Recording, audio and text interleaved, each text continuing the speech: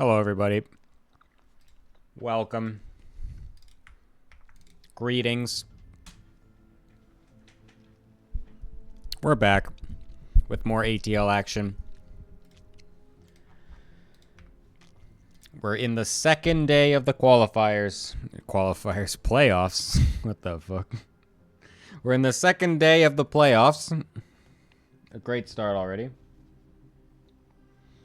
The second of 4 days. It is going to be the quarterfinals today, as you can see. If you did not know the results from yesterday, I'm sorry, you've already been spoiled because they're on the screen right now. But that's just kind of how this works. So, that's on you for not getting up to speed. Get fucked. Get fucked. But yeah, we're going to have another match today. Another 5 best of 2s. 10 more video games. And perhaps an 11th if we need the, whatever you call it, the ace match. Who knows? But while we are waiting for one of my analysts that decided to sign up to show up, I will be doing... I'm multitasking too hard. I can't even think right now. I'm sorry. Let's look at what happened yesterday. What does ATL stand for? It stands for All Things Protoss Team League. Anyways, this is what happened yesterday. We had the playoffs round 1 happening with No Monkey Magic, unfortunately losing to Falene. Falene was not able to bring it... Or sorry. Oh my god! No Monkey Magic was not able to bring it. And Falene, of course, moved on. They were able to win in an ace match, of all things as well, which was pretty crazy. So very back and forth series overall. Is very interesting, very strange games throughout. Some very weird ones. So I would recommend looking back onto the VOD because it was definitely a bit fiesta-y at times. So that was quite entertaining. But yeah, that's what ended up happening. A 6-5 victory will then put them against Smurftime to go into our quarters. And then, of course, the winner of this will play against the Viet Congs next weekend as we get the final week of ATL Spring Split all wrapped up very soon here. So that is what was going down yesterday. We are going to be moving on in to our wonderful little analyst desk segment as we have 2 absolute degenerate Zerg players joining me today, Dine Common and Heroku. Welcome, you 2. Hello. Hello. How's it going? Pretty good, pretty good. Dine Common live from DreamHack Dallas as well, after graciously allowing the Korean players Rogue and Zaun to move forward in the brackets instead of himself. Dine Common, how was your DreamHack experience so far? It's been amazing. I can't believe I made it to the second day. Like, it felt impossible. Walking in with all the pro players was pretty surreal, honestly. In the morning. So, very cool experience. Glad I got to have it. But honestly, this might be one of the biggest StarCraft days in esports history, really. I mean, 2 majors having their playoffs at the same time. True. Both the EWC qualifier and All Things Protoss Team League. So it's going to be a big ASL. day. Oh, it's ASL. Yeah, that finals. 3. Wow. It is ASL Finals Day with potentially Sulky going for a 4 in a row, which is not even Flash could do it. Which is extremely unimportant compared to ATL. Yes, I know. Of course. That's yeah. why ATL Common even forgot about it. Thing. So yeah, that's awesome. But yes, Heroku also joining me. Hello. I'm sorry that we have a French person on the desk, but we do we do what we have to. Nobody's signing up, so I know. Yeah, it's very unfortunate. Makes my life more difficult. How? Wait, what was I gonna ask? I don't know. What's up? Hi. Hi. What's up? I've been taking a break from StarCraft to be more fresh for the finals of the playoff, and it's been a lot of fun. I've been helping Angraf prepare a lot when he was playing Zerg. Mm-hmm. He will be playing Protoss today as well, though, so he will be unfortunately won't playing be able to Protoss, practice yeah, that much. because even though he did get 4K, he cannot off race against the Smurf Koa because we all know he has a 7K account, so that's why no smurfing from Angraf today either. And yeah, overall, looking forward to knowing who I'm playing next week, and looking forward to fun games because I think we have a lot of cool matchups this week. Yes, we do. And to go over those really quick, let's do that right now. We've got Hydra versus Spacey Mazy coming up first. We've got Luolus versus Nisho after that, and then that Takua Angrath match that we just talked about. And then it will be ending with Enpo versus Mirage into Mars Bar versus DS Moth. Some very interesting ones for sure. The Luolus match, of course, will always be something we're always looking forward to. That's going to be great. Match 3, honestly, again, has a great potential. And then any time that Empo has to play a PvP, I'm very curious about what that's going to look like. So, yeah, honestly, and I actually just like watching Mars Bar play too because he just plays really weird. And will we see the return of the classic Mars Bar 1-base Swarm Host Nidus play? That is my question. So lots of interesting things to look forward to on this match, actually. So, Dynacommon, what are you most excited for? Well, knowing that Takua played his match for Angrath live from the Dallas arena, Oh, did it I actually? That's sick. yeah, he had to go into the free play area to play it. I don't know the Oh, result, that's awesome. but it was played from the free play area. It does make me extra excited for that match. So sick. That's excellent. Obviously, Luella's playing is always a banger, and I mean, I think all the games are going to be good today. I'm very excited to find out who I play next week as well. Same with Heroku. Heroku, don't worry, I played 8 practice games over the last 2 games, so we're ready. Well, I mean, you had ZVZ practice with Rogue and ZVP Yeah, practice with Yeah, Zal, yeah, exactly. so no I'm set. adept will touch Dynacommon next week. That's awesome. Yeah. Heroku, what do you think is going to be the overall scoreline? What's your prediction for this one? Overall score, I'm gonna just pull up the grid again because I think Spacey Hydra is actually gonna be the highest level ZVP we have in this league, so it could be. It could honestly, I don't see anyone hard dominating. It is a hard matchup for Zerg, but Spacey is pretty good at it, and he's playing into the strength of Zerg, which is what is Hive. I think Lulis Nisho is also going to be interesting because I know we have like the Robo first meme from Nisho, and it could be interesting because Lulis doesn't late game at all. Like he's just running into stuff, praying it works, and then complaining it didn't work. True. So that's going to be very fun. I think Takua Angraf. Honestly, Angraf has been playing too good. It could be a big like destruction from Angraf's side. This has also been just a general lack of form from but... Takua as well. He's kind of been Takua's been playing not okay and not like really fucking insane like he did in season 3. Mm-hmm. So and then also having to play... acts like he's a person with a full-time job and a child. Yeah, that is the thing. Hey man, we gotta build storylines here and shit, alright? Enpo Mirage, I have no idea. I know you have the thing where Enpo hates PvP, but even though he hates it, he seems to be somehow good at it.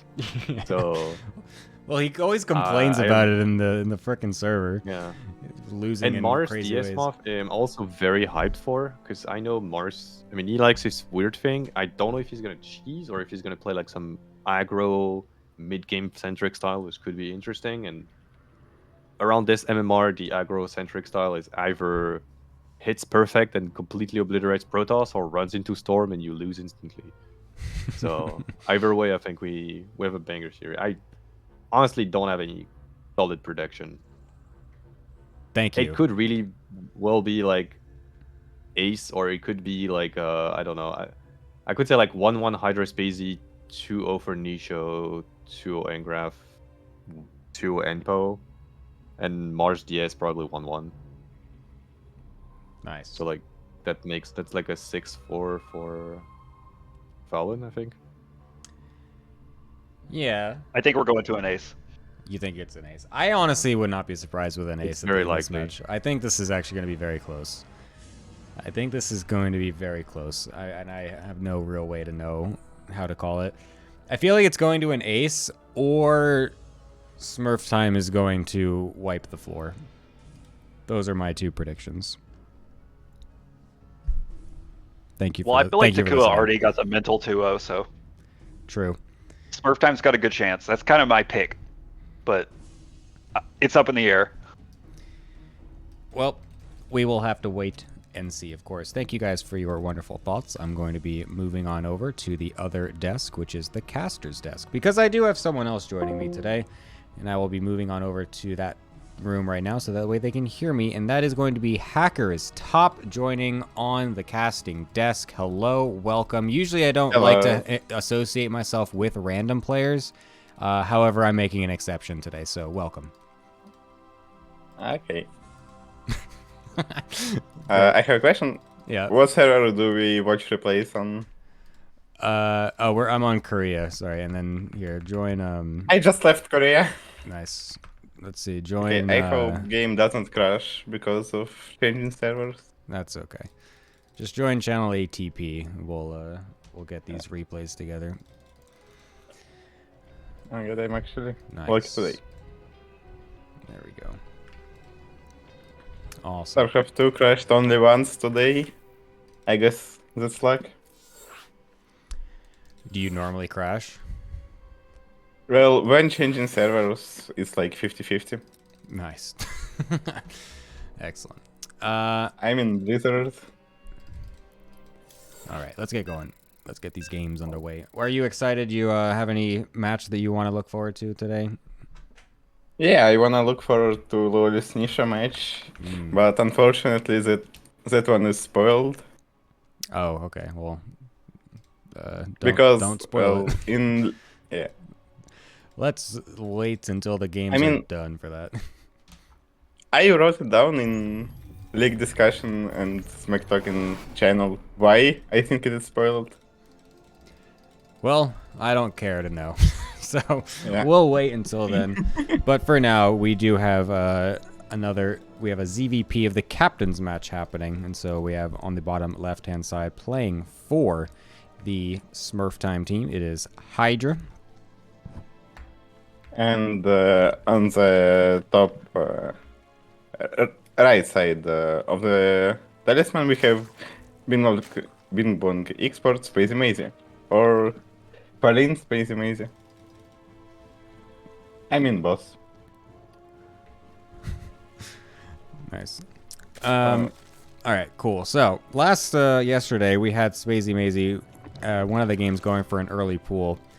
However, this time he is not going to be doing that. And I'm curious, he's also actually just taking a normal natural. He's not going to go for any of like the gold mineral expansions. You yourself play Zerg. Have you ever played Zerg on this map, Hacker's Top? Yes. I mean, you have seen what happened here on this map when I played instead of Rake. Oh, wait, that was you? Oh, yeah, that was you. Yeah. Oh, yeah, that was you. I totally was not baiting that. I'm sorry. I totally forgot that was you that played that match. Sorry, I was not setting you up for that. That was totally on accident. So yeah, you have some great history that's the with only this map. match I remember. Yeah, you have some wonderful history on this map. So are you happy to see that Spacey is not taking the gold minerals or trying to do anything weird with the other side's gold mineral base? I mean, the more standards he plays, the less chances he has. So, well, and I'm rooting for Smurftime, so of course I'm happy.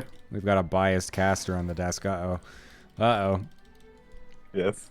It's going to be Stalker first from Hydra as well. That's kind of cool. He's going to try and kill this Overlord as Spacey's being pretty... just being pretty shameless about the Scout. He's just trying to go as deep as possible, so that Overlord should get killed off by the Stalker. And the probe is going to get pushed away by the Lings, so the third base will go down totally fine with no pylon block or anything. And it will be a Twilight as well. Does that get scouted? Oh my god, it does. Yeah, that's good. Does he click on it? He hasn't clicked on it yet. He didn't click on it. But he can just notice that it's Twilight Council. It is kind of different from Boss Rob and Stargate. True. But does he notice? Does he actually notice? Is the question. He probably does. He's pretty good at the game. Also, it looks like Spacey Mazy is going for some kind of Link Flood. And that's not good for him. Because, oh my god. Never mind. There will be a Dark Shrine, so we'll see how good these Lings can do. I mean, I don't think Hydra has any idea that this is coming, and he's got no battery prepared or anything, but the Stalker Adept on the high ground will buy him a good amount of time to potentially wall off behind this. However, this probe is taking a very long time to get over there. We'll now get the double pylon block. But that is kind of awkward, because that's not really the type of back wall you want to do in this scenario. Those pylons are going to die very quickly, and the first one already will. And Lings are just going to zoom right on in and get a perfect surround on the Adepts as well. Oh, no. Oh, the game, I think, is over. Oh, no. Spacey Mazy does it yet again with another Ling Flood. Oh, my God. Typical Protoss mistake, not warping in sentries. Yeah. Oh, that's brutal. G. And the single G. Well, that is one way to do it. Spacey Mazy, with another Ling Flood, finds his way to another victory.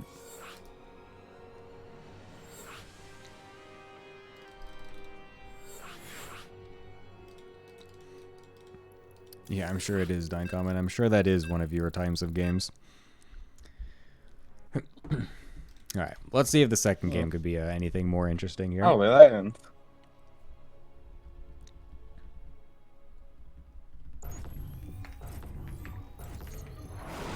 And in the bottom left corner, we have Palin, Spacey Mazy. Getting a pretty good game one victory. Oops, I just put the wrong score on the thing. 1 second. Holy moly. There we go. So yeah, and then on the top right hand side, of course, not realizing what was happening whatsoever. It's Hydra playing for Smurftime. We'll have to see if he's a bit more on point with his scouting.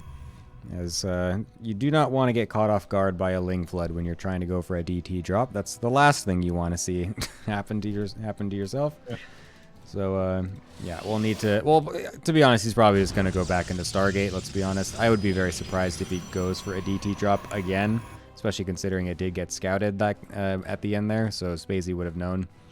But yeah, I would not be surprised if it's just going into a more normal Stargate opener here from Hydra. Also, it's kind of interesting what Spacey Mazy goes for, because he went for 16 pull without a guess. So... okay. So it will not be as aggressive as I expected it to be.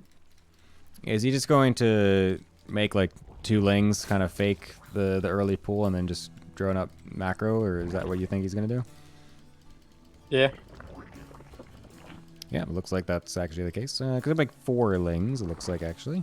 But we'll still go for the Usually gas. they go for 6 Lings.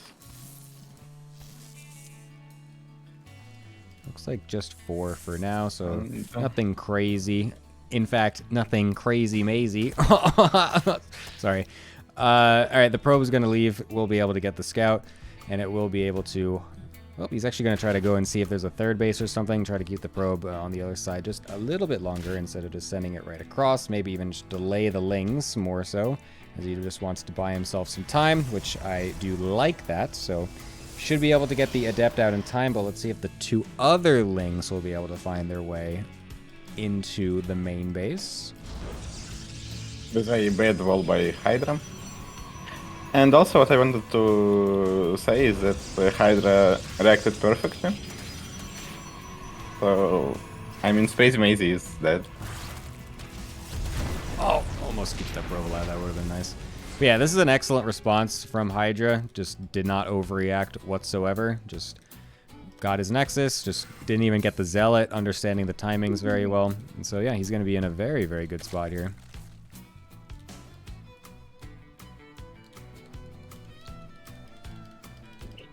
Do you think? For that? Do you think Hydra's just gonna go for normal Oracle into Blink, or is he gonna do something crazy? Obviously something normal. Because these pro gamers are boring. They always go for standards.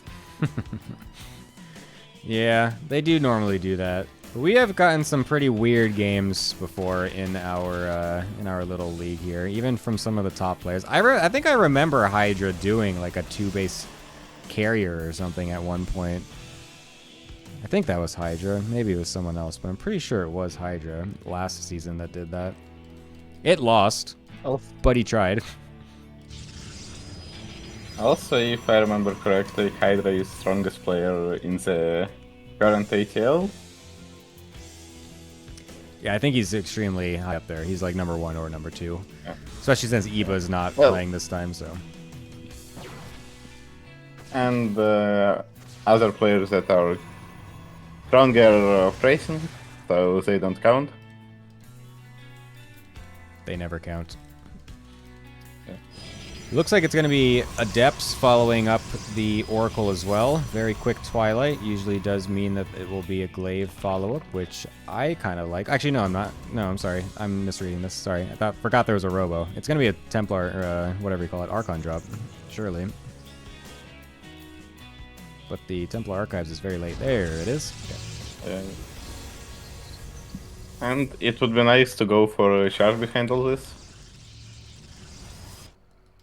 So, he's not doing it. You would normally go charge this early? I feel like you should wait a little bit before you going into charge, right? I mean, what is wrong with going into charge as early as you can? He does want to just save up the gas for now for the double Archon, so that will be what he's going to use that for. He's also just leaving the Oracle back at home to make sure that the classic Spacey Mazy Ling Flood to deny the third doesn't happen, and that will be deflected pretty easily. Spacey's also going into a bunch of gas. He's got 5 gas coming up in total, so looking like he's going to be sticking on some pretty low drones overall in the mid game and just try to rush out a whole bunch of roaches, maybe even do some Roach Hydra stuff.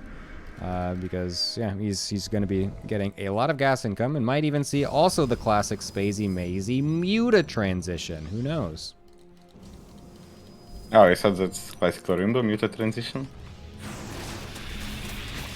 Oh my goodness. Oh, those lings are useless. That was terrible. Oh, it's going to be Hydras. Boring. And I don't think Spacey Mazy is perfectly ready for this. He's not. Yeah, he's only got a few of the roaches out, so these Archons are going to do a pretty good amount of damage. He's even just warping in 3 Zealots to preoccupy the roaches and the Queen. Allows the 2 Archons to do a lot of good damage. We'll just get on out Only there he with should them. have made charge, told you. He wouldn't have any Archons if he did it that early, though. He'd have one he was- Archon. Well, or 2 just a bit later. Yeah. Who cares about timings anyway? Who needs Archons for an Archon drop? Anyways, that's not important. All right, it's going to be a huge Roach Flood now, so a massive response from Spacey Mazy. We'll see if Hydra's prepared for this. He's got 2 Immortals back home. He's got a Stasis Ward that just finished. He's got a shield battery, but it's in a bit of a tough position. Oh my god, the Stasis, though! Oh, both of them getting ridiculous amounts of roaches stuck. Holy moly, that's insane. Oh, that's going to give Hydra so much time. Oh my god, I can't even believe that. Jesus Christ. Wow. And Oh, the voicemails! these roaches are dead. Unfortunately, the top one was just barely misplaced, so a lot of those roaches were able to sneak on free, but that's a great defense, assuming we don't lose any more probes to these 2 roaches at the top of our 3rd base Hydra. We should kill those. Okay, there we go. Yeah, that's an excellent defense. That is just the worst thing in the world that you want as Spacey right there. I'm still waiting for Muta transition. It's never out of the question. Even though you see a bunch of Hydras being made and Hydra upgrades, you never you can't rule it out. There always could be a Spire transition, but I think it's going to be hard to do it in this game because Hydra's just going to walk right on in, sees the other half of the roaches on his side of the map and just says, nope, screw it. I'm just going to walk across with my 3 Immortals, my Prism, 4th Immortal joining as well. That's going to be very difficult to deal with. I mean, these roaches in the natural are going to do a lot of damage, but I don't think there's any way... Well, actually, I mean, 19 more roaches are about to pop out. This could get a little tricky for Hydra all of a sudden.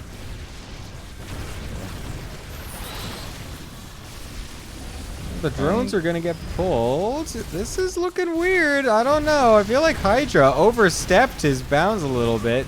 Prism's going to go down. We have to recall these Immortals if we want them to stay alive, and that's going to be a lot of them dying. Oh, no. Hydra. I think he misread this.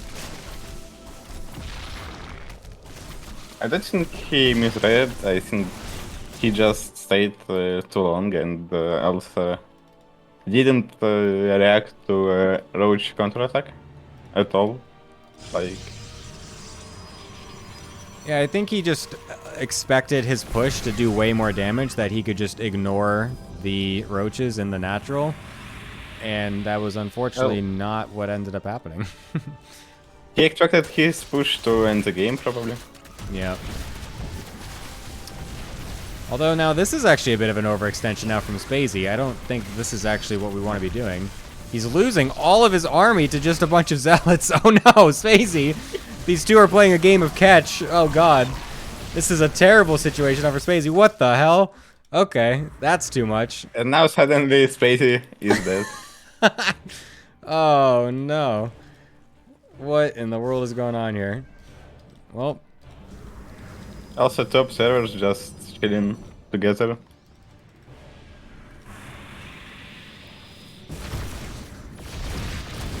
oh my god, the Ling's also going to just suicide themselves for nothing. That's not really going to do much. I mean, yeah, this is not looking great for Spacey out of nowhere.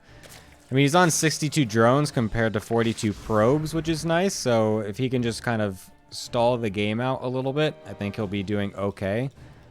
I'm curious what lurkers would do in this position. I know they're not going to be upgraded, but I don't know. I feel like I don't think they would do great because Hydra is going for Zealot Archon Immortal composition, and this one is very good against lurkers. Yeah. It would be a bit tough to make work, so I think maybe just massing as many Hydras and Roaches as possible could be the play, but getting caught off creep, oh, this is a little awkward. Oh my god. The Zealots are actually getting thinned out. The rest of the army from Hydra was kind of trailing behind for quite a bit, but we are going to get another Zealot warp in, and the Archons are still alive, and those are going to do a lot of damage. I think this is going to be the end for Spacey Mazy, and he's unfortunately not got enough units. Hydra able to bring it just barely. Yep, and there we go. A GG. What I wanted to say is that Space Media should have gone for a few Brellings. You think it would have worked even without speed? Yeah. I mean, all their purpose is just to kill Zealots faster. Yeah, that's true. And then Hydra has 4 Archons and 4 Immortals against like 30 Hydras. Yeah, I guess that could definitely work. It at least would make the Zealots run away. Even if they don't get perfect connections onto the Zealots would at least have to run away from the Banelings to make sure they don't get killed. That might also help to swing the fight a little bit. So Yeah, I could see it working. That's a bit. I feel like a bit unorthodox though. Like it's kind of hard to just after going mass Roach Hydra to just suddenly make a couple Banelings like that. I don't know, that feels like it's hard to make that call for sure. But anyways, a 1-1 for the first match is pretty good, about what we expected. Now we're going into Nisho Luolis, which I think might be one of the highlights of this series, as we always are very curious what Luolis will do in a TVP. Are you ready for this incredible Shirley matchup? Yeah, and I'm ready to read whatever is in the chat from Luolis. I mean, in game Something chat. always happens, yes. There's always Yeah. something to look forward to in the chat when it's a Luolis game. How many G's are we expecting this series? I think like 4. 4. Wow. 2 from Niche and 2 from. Well, I'm not sure. It's either 4 on 5 or 5. I think it's going to be 3. Okay? I think so, Nisho is going to give 2 and Luolis will give 1. So you expect 1-1? Yes, I will expect a 1-1. I think... Oh, right, I forgot that's not best of 3, that's Yeah. best of 2. Yeah, then I think it's 3-2. Yeah, I think Luolis will throw out a single G or a BG. That will be what happens in her loss, and then I think Luolis will be able to take one game off of Nisho. I have faith in her. I think she can pull out something Well, interesting. I think if she does take one game, it will be first game, because if she loses first game, then she's depressed. She's too depressed to win second game. Yeah, I And I also, kind by of the go way, like that. interesting start by Luolis with first play depot before the gas. What? How is it called? Oh my god. What? Refinery. What is this word? Oh yeah, refinery. Yeah, you refine the gas to make it usable. That's what that means. Yeah. Nice. English lessons 101 on Gemini's stream for the ATL. Anyway, I will remember it for 5 minutes maximum. Nice. It looks like the one base wall off was just a meme. It's just a fake tech play into a expansion anyways, and it's not really going to do anything because Nisho, being a Giga Chad, is not scouting at all, so the mind game won't come into effect. Nothing at all is happening with that.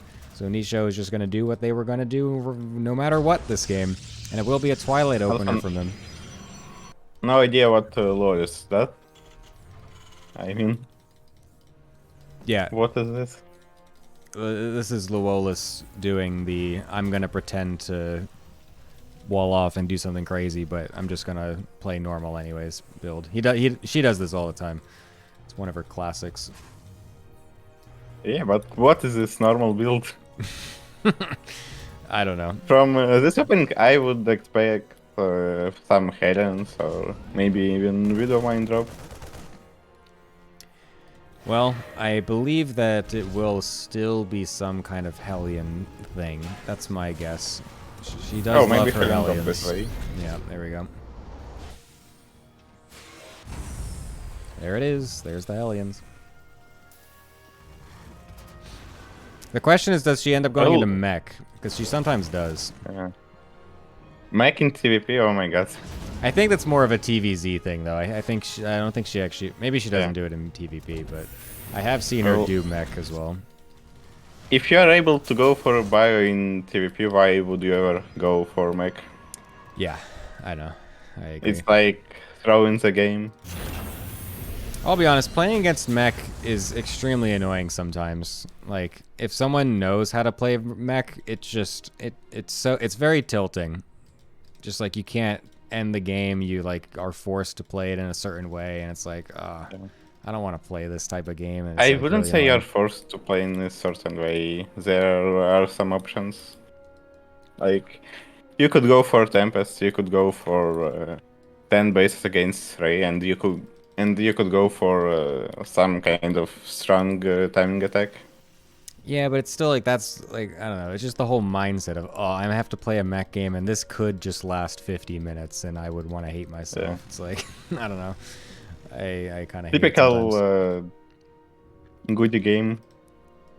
Also, what I wanted to say is that I think Blink against what Lawless does is a very good choice. And benches, that's interesting. Yeah, that's VR.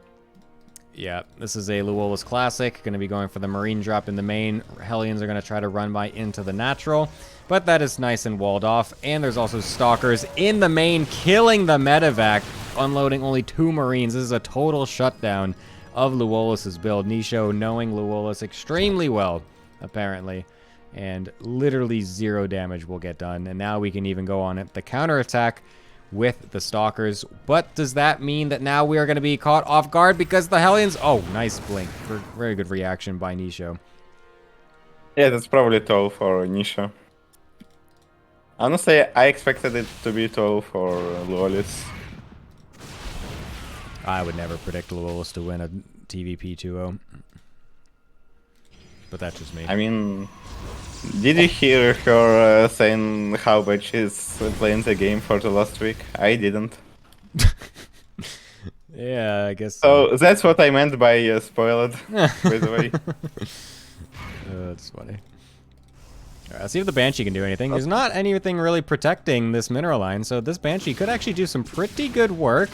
This is not exactly what Nisho was expecting. They were quite prepared for the Hellions and the Marine drop, but the Banshee will get 4 probes for now, and will likely get a few more at least before the Stalkers are able to clean it up. 6 in total, not bad whatsoever. Is there a second Banshee? There is, and it's going back to the top as well. So that is a nice little thing for Luolus in this position, but can she defend the Blink Stalker aggression? That's the question. By the way, never mind. I think Lawless is winning. Oops, sorry, I just spammed the thing there. Anyways, Banshee is back again, but there will be a recall here on the Observer, not the actual army, just the Observer, but this also will deny the probe mining for quite a bit, as they are, Nisho is not actually putting his probes back to the natural, which is actually a massive blow to their economy. This is like so much lost income, not having anything mining for that long, so that's not great. So yeah, this is definitely looking better and better for Luolus. Very nice situation that they found themselves in. It looks like 2 base against 2 base, and in this kind of scenarios, Terran is always better. Especially with the start, and also I think Nisha should just expand. Yeah. Yeah, I agree with you. I'm curious about this very fast storm. What do you think of going for storm this quickly after this opener? I like this. I don't know what it is like. The decision, yeah. I like the decision a lot because Lawless is gonna all in and not have any ghosts, so Storm should just win the game. It's true. If we can get the storm out, it would be pretty good. I love this 4 Zealot drop in the main base at the same time that Luolus is pushing across the map. This is very well timed by Nisho, and that's going to be able to kill an incredible amount of SCVs and really force Luolus to be all in with this. Have a nicely saturated natural, but the push at the front now will become the main focus. We do have 2 Templar with a lot of storm. One of them is recharged, so let's see if Luolus is paying attention and aware of this. The scan is very crucial because I don't think Luolus actually expected there to be storm this quickly, but now she does know that storm is on the field.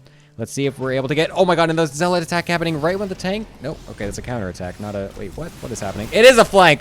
Alright, there we go. The flank as the tanks come in. And the first storm... Oh my god, it's pretty good.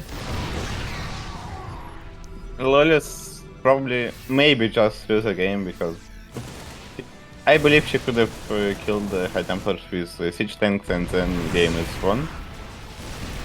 Also, I don't like that she went for attack anyway. I'm kind of confused for a second, though. Okay, that was a weird misposition or reposition from Nisho.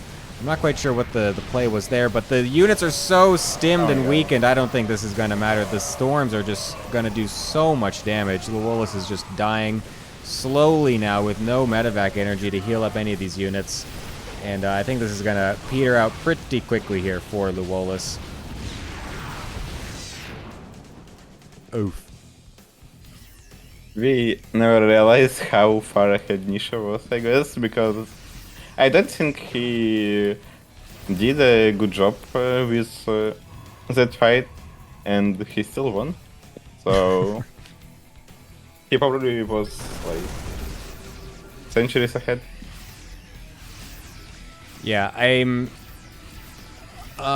don't know. It was really weird because obviously Nisho like repositioned really awkwardly and like kind of was attacking uphill for a little bit. Oh my god, it's going to be an SCV pull as well.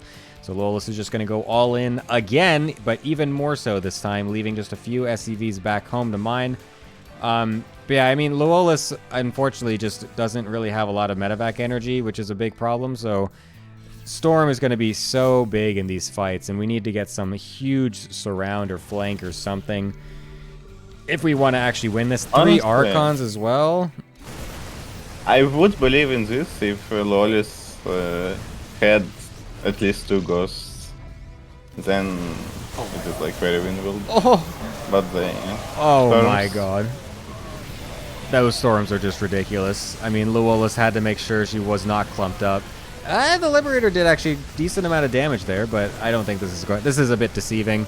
Nisho's just going to wait for another warp in and a 0 GG. Oh, we're both wrong. Uh-oh. Damn. we could have a 3G in the next game. That's true. It could be like a sarcastic 3 Gs, like, you know, like GGGG, like a lot of Gs really sarcastically. That could still happen. Actually, it could be 10 Gs. Or 30 Gs as Iba loves doing. Yeah, true. By the way, what do you think is worse? One G or one capital G?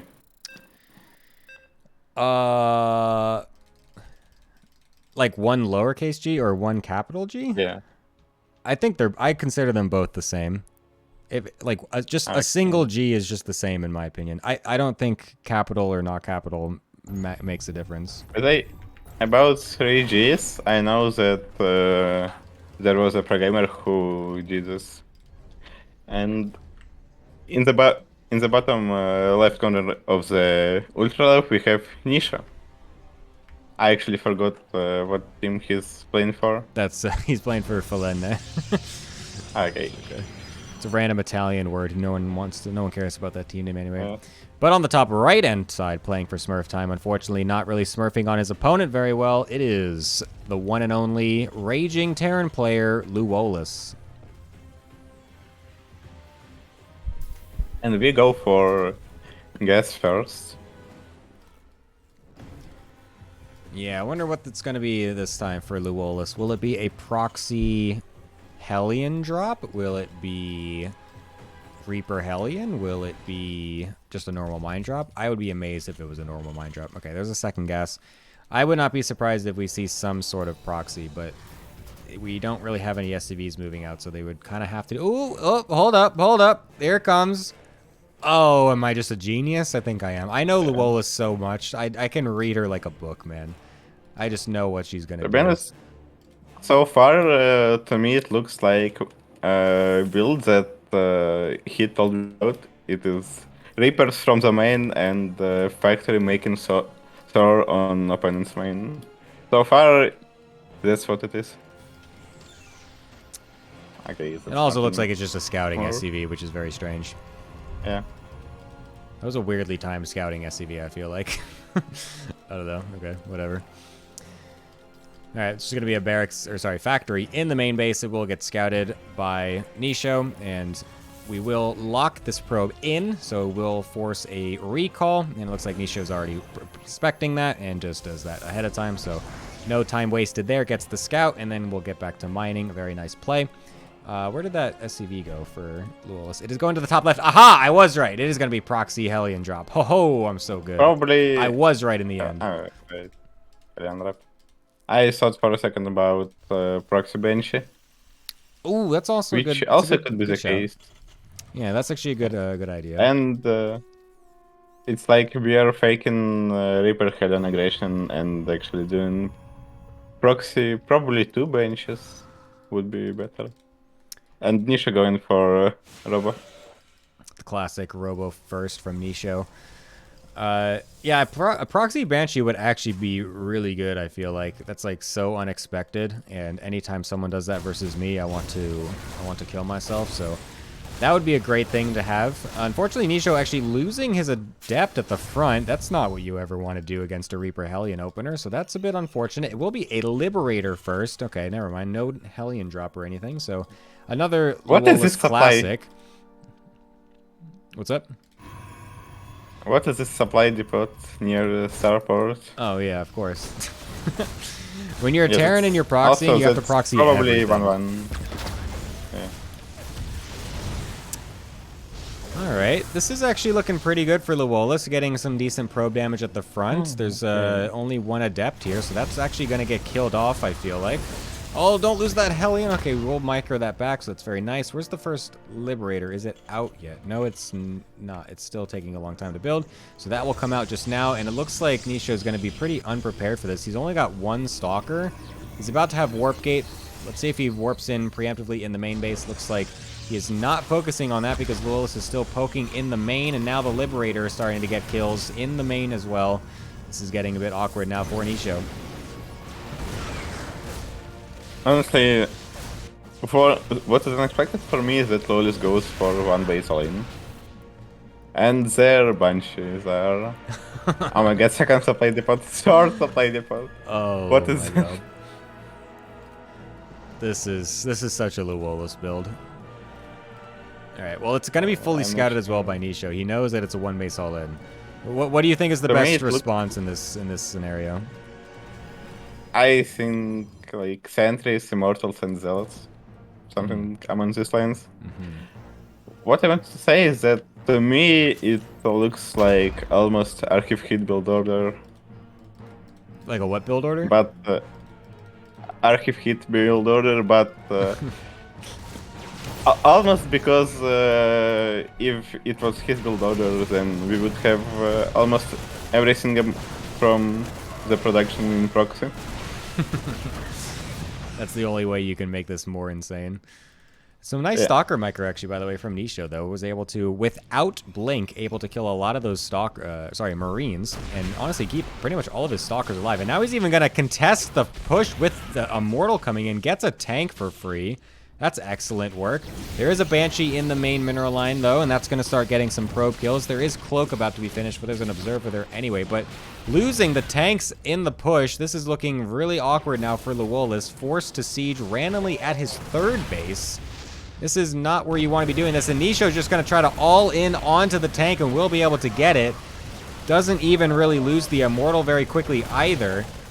He might not even lose it if he micros it, but unfortunately does lose it to the SCVs. Doesn't really need that to do that. The but boys. this is looking awful for Luolis. Yeah. Well, I think it is still winnable somewhat. Really? Well, if Nisha does like 3 mistakes in a row, then probably. These Banshees are going to get a lot of damage. It's double now, and the Stalkers were out of position. I mean, what Lolis should do is go for Stimpack. Well, he doesn't have a tech lab on any of his barracks, and then he'd have to switch it off the factory, so no more tanks in that scenario. I feel like it would take a really long time to get stim at this point, wouldn't it? And we have the boys. It's time for the boys, number 2. And honestly, in my opinion, it looks good for Lolis right now. Oh, he actually... Nisho just targeted his own Observer instead of the Banshee for a second there. That was kind of awkward. But I mean, this is still going to be really hard for Luolis to actually get across the map is the problem. He can't, or she can't afford to slow down. And Nisho is doing a really good job of stalling this attack. Where are those Banshees? They're going to come back into the natural, start to continue to get more and more probe kills. So that's doing very good. And now this army at the front from Nisho is a little bit small. Maybe this is starting to work for Luolis. Yeah. Well, Nisha has Twilight Council and not doing anything about it. Yeah, it would be nice if he could be Also, going I for don't charge. I mean, charge is always the way. Never mind, Nisha is winning this. We have 4 Banshees from Luolis. That's Oh, actually wait. crazy. Hold up, we just target these Stalkers. These Banshees are going to be able to do so much damage. Actually, the Observer is not in range to be able to see the cloaked Banshees. A bit of a flank coming in from Nisho as well. We'll be able to not actually kill the tank. Oh my god, hold up. Reinforcing Stalkers. Barely unable to kill the Banshees either. A 5th Banshee joins the fight. What the fuck is happening? That's what I always was saying, benches are OP. Yeah. Banshees are kind of cracked, I'm not going to lie. People that Well, think Banshees suck I mean- in TVP, I don't think they just make enough Banshees is all. Benches are just Oracle without second and third abilities. True. So, Oh, I don't know about that, Nisho. I don't Actually, like a bit that. better. He's really trying to kill this tank, and I don't... Oh my god, please kill the Zealot, Luolis! Oh my god, Oh the my tank God. dies. Oh no. You know what? What would be banger for Lolis is killing the focusing Observer and then unpowering Robo. That could be a good play. The batteries are doing an insane amount of work, though. That's going to nullify the Banshee attacks very well. And now we even have pickup micro to be able to dodge those shots. And I think Luolis has lost a bit of steam here. There's definitely an opportunity. And let's see how many Gs we get. It looks like it might even be a sentence. Oh, no, they're not actually leaving Yeah, just that's yet. probably. Are they going to write a whole sentence? Hold up. Oh, it's No. nothing again. Damn it. We were totally off. We were... 0 Gs was the correct amount of Gs, unfortunately. Well, I'm surprised how Lolis didn't write in any chat something about killing herself. That's usually saved for the Discord server, not the in-game Okay. chat. Usually it's something else like, "Oh, this race is fucking stupid," or "God, I'm so bad," or something like that. And then Well, afterwards, I she mean- goes into the Discord and drops the Luolis comments. Like an hour ago, I was searching through the all ATP Discord, the message from Lolis about wanting to KMS, but nothing. Surprisingly. Interesting. Yeah, anyways, anyone that doesn't understand the ATP lore is probably very confused about why we're talking about this Yeah. right now, but this is a common thing from this player. They always, are very extreme with their losses, and it's become kind of a running joke, although it's kind of I guess it's a weird thing to joke about, but here we are. I don't know. Anyways, it's hard to explain this. And then Moving on. it's Angras against Yeah, Tekra. let's just talk about the next match. It's going to be Angrat Takla. Actually, the most banger match I could have imagined. Yeah, this actually does have a lot of potential to be very cool. Of course, Pool 4 is extremely interesting. It's the lowest MMR pool of the pools that we have in the ATL. Again, for anyone that doesn't And know. torches, nice. Oh, yeah.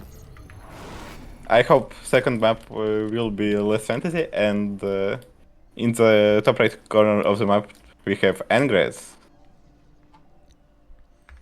And playing on the bottom right-hand side of Torches, one of the least seen maps in the pool, or in the tournament in general. It is going to be Takla. Yeah, so this is Honestly, Pool my favorite 4. map. Oh, really? You actually like this? You serious? Yeah. What? Well, probably second after Last Fantasy. You actually like Last Fantasy? What is going on? Yeah. You have the opposite opinion of the map pool from like everyone else that I've talked to. I know. What the hell? I mean, my favorite map of all time is Golden Wall. Oh, you're one of these people. Oh god. Yeah. Yeah, it's Act- a By the way, no-brainer that the random player has the complete opposite opinions about actually, maps. when it was on ladder, I hated Golden Wall, Mm. which is interesting. So you liked watching it, not playing it. Ah, I just realized I like it when I was playing some custom games there. You realized after the fact that wait a minute, this map was actually Yeah. not that bad. It's funny. Well, when it was on ladder, I was like 3k. Not a lot changed to be fair, but anyway. Oh my god. That's a wild thing to hear. So far, boss. Oh, Taka going for a scout, or what is it? I think they're gonna proxy something. Yes, they are. Takawa is sending a pylon. I'm actually curious, Hackerstop. When did you start playing StarCraft 2? Well, do we count on the campaigns? Sure, yeah. Then I don't know, before 2014 for sure. Okay. When did you start playing ladder, So- like actually playing 1v1 and stuff? In 2018, I see. when the game became free. Okay. Guess that makes sense. And I know that I was playing StarCraft 2 when I lived in Lugansk, so I think it was like when I was 3 or 4 years old. Wow. Yeah. Wait, how old are you? And then 17. What the fuck? Oh my god, I'm talking to children. I'm talking to babies. Jesus Christ, there's Zoomers everywhere in my server. Holy shit. God That's damn it. what internet is about. And Taka are going for a Stargate, proxy Stargate, which is kind of boring. True. I wanted to see proxy Dark Shrine. This is a perfect proxy Dark Shrine spot as well. Like I'm actually blown away. This is farther away from Angrath's base than a Stargate in. Oh wait, no, I'm sorry. I'm getting the. Ignore me. I'm stupid. I thought I think Angrath was the almost the because same. I saw the probe come from up top. I thought this was the. Never mind. Whatever. So okay, I don't I know realized if we're what gonna you meant. expect this one. This is a bit weird. But about perfect place for proxy Dark Shrine, I think it's right on the healing shrine. Oh, that's actually hilarious. Can you build on the healing shrine? Yes, you can. Oh shit, I didn't know that. Okay, that's interesting. That is a great idea, actually. Some Terrans use it to put proxy there, so their ECV cannot be killed. Ah, that's smart.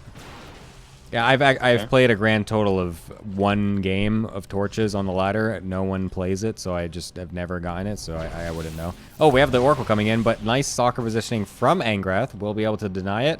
Only 1 kill from that Oracle, so honestly, a very, very good opener for Angrath, considering Taco has not even made their Nexus yet.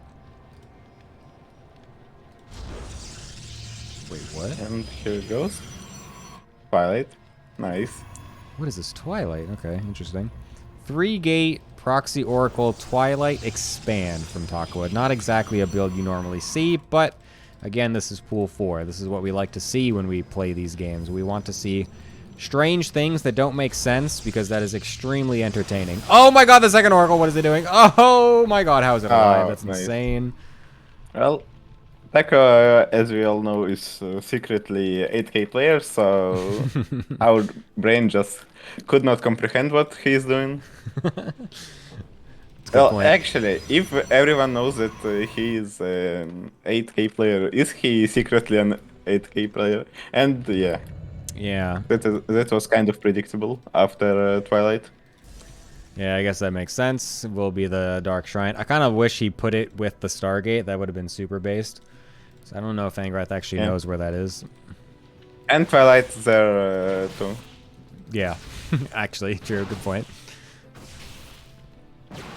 For context, Takwa said probably that Nexus the too. keyboard they had at DreamHack had no F keys. That's insane. Okay, well, Okay, so what do you have on F? I don't remember anything. Like second. Ooh, double Oracle. Doesn't get anything else. Oh, right, you have force fields on F usually. Yeah. Oh, no, he means the, like, the function key, like the F1, F2, F3, F4. Oh, this. Yeah. Well, is it even bad? Oh my god, Well, I he mean- goes for a proxy gateway. Yeah, I guess. But also, But I he's- mean, I don't know. Nice. It's unfortunately To be fair, I mistimed. The DT's Yeah, shrine is I done think- already. Ingress will win this. Unfortunately. Yeah, going Glaives against a charge lot all in on 2 bases is probably going to be pretty good for Aang. This is, yeah. I'm not quite sure how this is going to go for Mr. Takua. However, if you can get, like, 2 Archons out... Oh, he's still making Zealots. Yeah. Really? I don't think there is a world where he wins. Oh, actually, never mind. He can just go for Mass Void Race. What? Mass Void Race? I'm kidding. Hello? I'm just kidding. That would be insane. Imagine that off of a proxied Stargate. That'd be hilarious. I kind of like these And whatever then you call it. Tempest. Stasis wards, though. This is actually kind of sick. Unfortunately, there is a observer here, so he shouldn't walk into them. Oh my god, he was actually very close to it. that would have been insane if he walked into those. Yeah. Is there a world where... Yeah, I think... What is this? Angrath is trying to do the probe hallucination scout. Oh, he's doing it to potentially trigger Yeah. any more stasis He's wards. genius. I like that, actually. Wow, Angrath, giga-brained. That's insane. You know what I think? I think Taco, what he should have done, I think he should have just sent his zealots to the left. Oh, he's got a group of them. I think he should have put his whole army to the left and just walked into the natural right when he knew that Angrath was walking across the map and just go full on memes. There's no way he takes this fight and actually wins against this army. I don't know why he's still making only zealots against mass adepts. We did make a dark shrine. But also, Void Race would have worked here because in the whole army, Angress had like 1 sentry and 1 stalker. Yep. Well, that's that. Angrath with a pretty decisive first game victory. This is looking extremely good for Felene, dude. This is like actually just a dumpster fest right now. I'm amazed that Smurftime is kind of dropping the ball a little bit here. Yeah, Takua really just made a couple Archons with the DT tech. He would have been, I think, totally fine. Like Glaive all-ins are such ass against Archons. So it would have actually been very nice for him, especially if he takes the fight next to batteries. I think he would have been okay. Well, when you're playing Glaive all-in against Archons, it kind of depends on your amount of sentries. Yeah, I guess so. That's true. There's only like what, 1 immortal as well? Is it for now 4-1 for Feline? It is yeah, it's 4-1 for Felina right now. Okay. I shouldn't be biased anymore. Because I was biased as a analyst and as a caster, and both times it looks like I'm wrong. Yeah, I feel like this is a new thing that we're starting. The hacker is top curse. Any team that you're rooting for suddenly starts to do extremely poorly. It's kind of interesting. What do you? Maybe you need to start rooting for the opposite of what you want. Yeah. So we are gonna have Blink and Dark Templar win the finals. Nice. I'm not gonna say anything. I'm not gonna do anything with that. Yeah. Just let the curse find its way in. See what happens afterwards. We'll see you next week. Also, All right. Maganatha, a big map. one that's quite nice for worst proxies as map well. What'd you say? The worst map? of the map rule. Yes. Oh, nice. Decent opinion, I'm not gonna lie. You may be a random Yeah. player, but I don't know. I'm actually kind of okay with Maganatha for now. I have played a decent amount on it, and to be fair, I think I've won every single game I've played, so maybe I actually don't agree with you, and Maganatha is the best. So you won like 2 games from No, Maganeta? no, literally my ladders, like, it gave me Maganatha, like, 90% of my games on ladder when the season Oh, started. I've played so many Maganatha games so far. I had to ban it because I wanted to play the other maps. Okay. This wall is something, by the way. I know Tak was, like, you know, playing on a shitty computer setup at DreamHack and stuff like that, but this is an unfortunate wall that he's found himself making. It's brutal. Oh, wait. Oh, that's gonna mean stalkers can't get out. Uh-oh. Alright, well, we'll see what happens. Okay. To be honest, he probably learned a bit from Hero during DreamHack. Or what day of DreamHack was it? Like first? Or was it yesterday? I'm not sure. I have not... the DreamHack is happening when I'm asleep, so I honestly can watch Alright. almost none of the games. By the way, look at this probe. Yeah. We are going for something. It's interesting timed proxy pylon, because we're still expanding as Angrath and just not really doing anything that looks like we're going to do an aggressive attack, so... I'm curious what this pylon actually will be. Maybe it's just going to be like a forward gateway pylon for later. I'm not sure. Also, Dakra again going for his Stargate. Mm-hmm. With a very late Nexus. Yeah, the proxied one didn't really do anything last game, and it looks like this one... I mean, honestly, doesn't look like it's going to do much this game either. The shield battery is going to be done before the Oracle is even finished, and we've got plenty of units from Angrath already made, so it's going to be on for the double Adept to kind of distract, and hopefully those can get Angrath out of position, and maybe the Oracle can get some damage done. But the Hallucination is going to even scout the Stargate, so Angrath should be very well prepared against this. Well, so far, Smurftime getting smurfed by Falane. One probe. Oh my god, and it survives with 4 HP. That's insane. Okay. And the Adepts recall are out. just chilling. Yeah, the Adepts... Honestly, the Adepts could do actually some pretty decent damage if they just kind of slide on into the natural and just target down a couple probes. Actually, could be not bad. And Takwa's probe count is somehow ahead. He's even at this point. Because Angrath doesn't know how to make probes.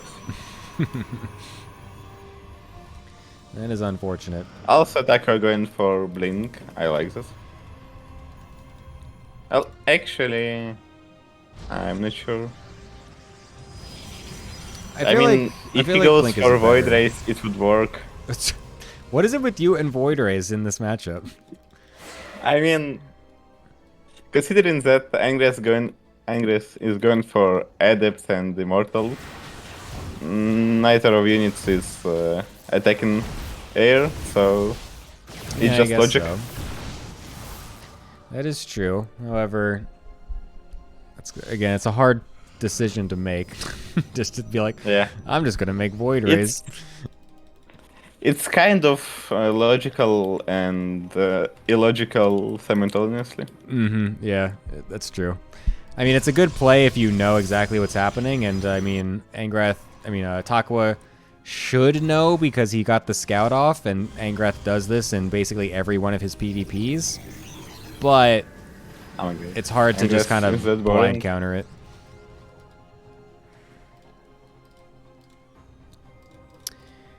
I do like the stasis wards again, though. Also, Sorry, go ahead.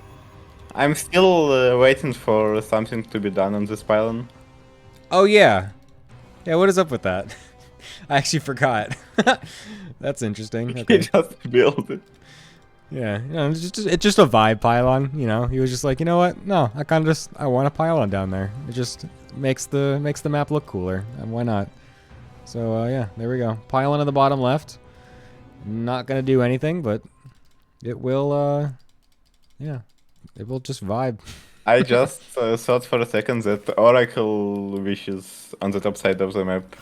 I for a second thought that this is Taco Pylon and he goes for Pylon That's too. what I thought too. I literally did the same thing. I clicked over to it and I was like, oh no, that is an Oracle. I was like, okay, yeah.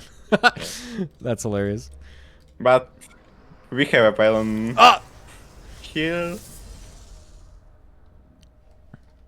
Dude, Angrat's doing the thing And again with the Hickory. probes. That's so funny. Yeah. Takua, though, just walking by those probes. Okay, just doesn't want to deal with that.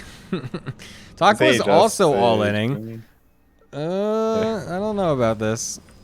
I don't know if we should be attacking someone that's going to be all-inning us. Angres is a bit more all-in, so Taco shouldn't attack. Yeah. Oh, loses the Oracle is a bit unfortunate, but getting the tag is good. But Why? Takua, no! I don't know about this. And we will get an Immortal, which is pretty good. He really should just blink away. Oh my god, he blinks forward by accident. Oh no. Oh, Takua. Oh no, no, no, no, no, no, no, no. Oh no, that's not it. Oh no. Takua, no, you don't need to attack this. No, Takua, just run back home. Oh my god, the forward blink again! Trying to get the second Immortal, amazingly. We could get force fielded, though. Oh, never mind. He's just going to lose the game. Okay. So much point boy. for Italian world. Yes. Match point for the Italian word team. That's correct. It is Falenne. Unfortunately for Smurftime, getting a very nice situation now. 5-1, meaning they have 4 match points to close this. That's actually an incredible position to be in. So far, it looks like Falin just eliminating every team with a nice name. Yeah. What is that? Yeah, Falene with kind of the weirdest and most confusing and longest name of the league, killing all the other cooler names. That's a good point. Yeah. And then we are gonna have on this 2 like boring names and Falin, which is just impossible to pronounce.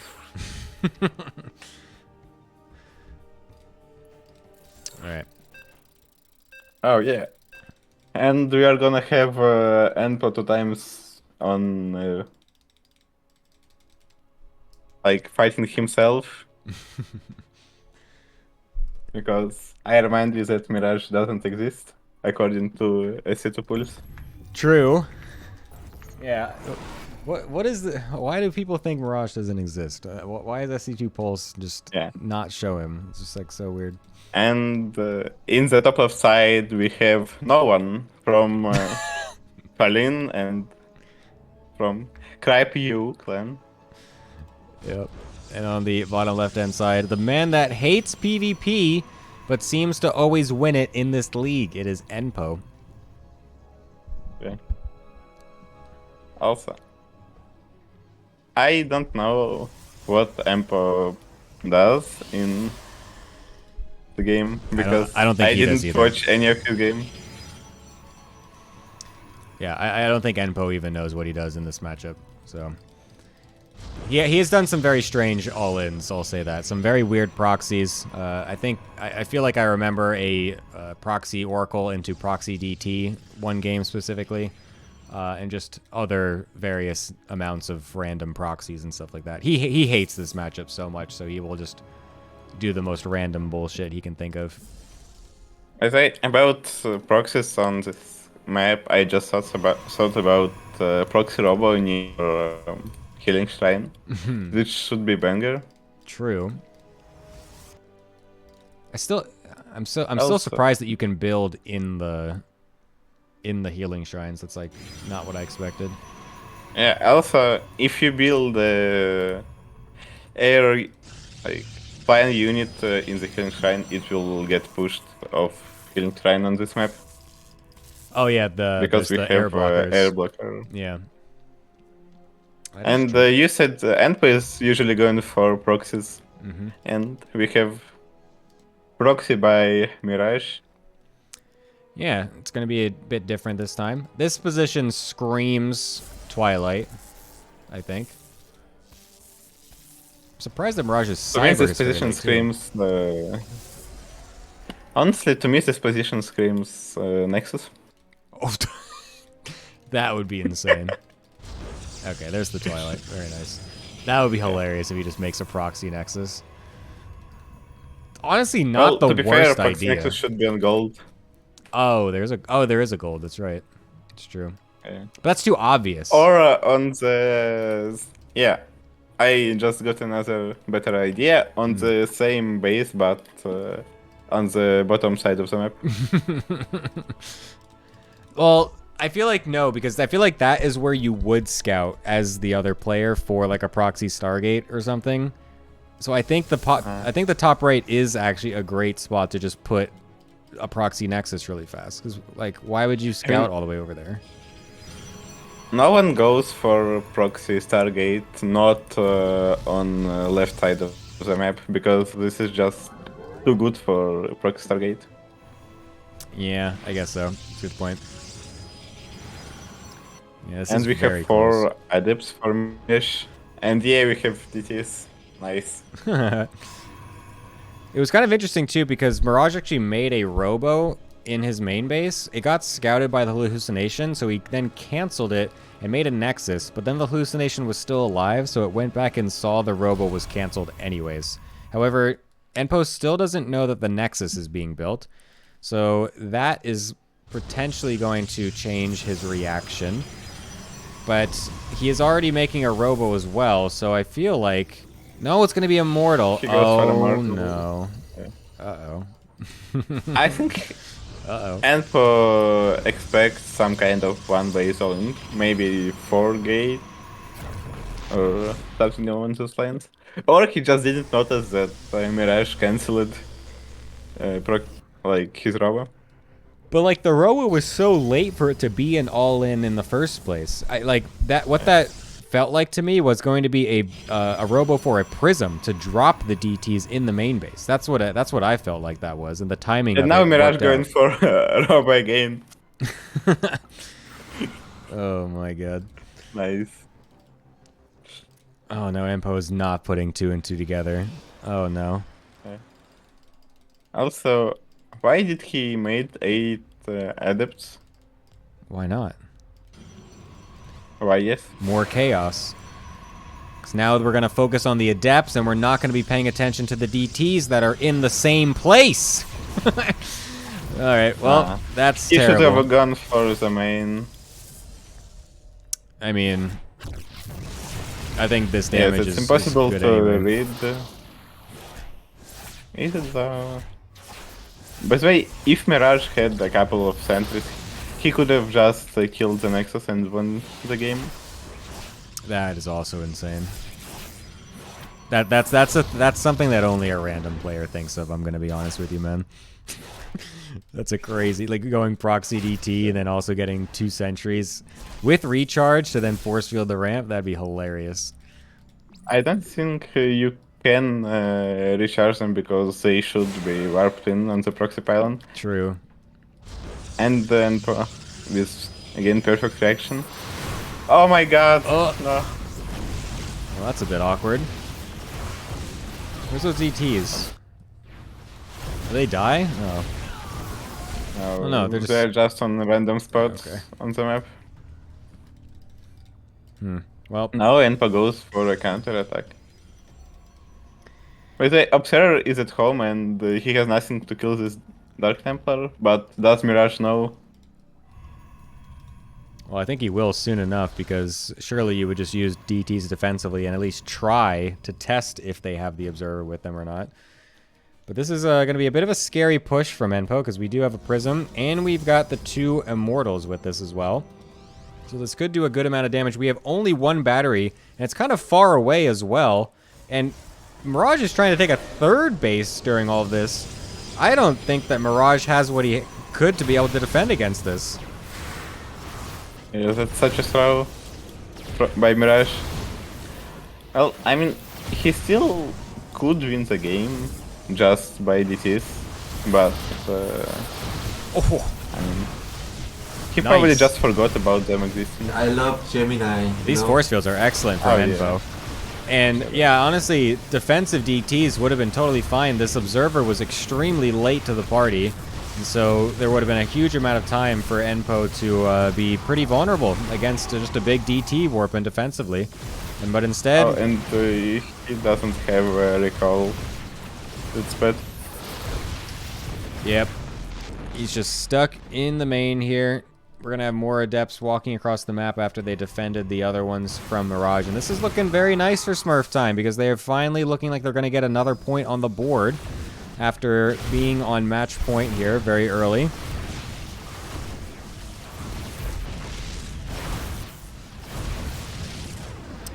Yeah. And finally, Dark Templar going to attack. And then it just After gets 2 force minutes fielded. of not being here. That's brutal. Wait, where's the I observer? don't think Oh, it can be force fielded. the observer is on the right side. It's actually not in this fight right now, but it doesn't matter. It's one DT. That's not going to do anything. So Oh, you that's mean the it. 2DT. I'm on DT, which attacked Emperor's Natural. Oh, there was the one on the other side of the map too. Yeah. Oh, okay. Well, there's one in the main in base being warped in defensively. Right bottom corner, which was there for a couple minutes. Unfortunate. I liked the idea from Mirage, but I think just he played it way too greedily after the initial attack. And also just suiciding the Adepts was a bit rough. Going to try to go up the ramp, but getting force fielded out was not great, but a good idea. Just like, to be honest, this happened yesterday too. Mirage also had a really nice idea with his build order, with going like the proxy, the whole gateway and cyber in the natural to make it look like you're doing like a proxy 2 gate on the other side, but then just expand. But unfortunately, it got scouted, so nothing happened, and he just lost. But so Mirage has really cool ideas, and I like his strategies. Unfortunately, the execution doesn't always seem to be there for him.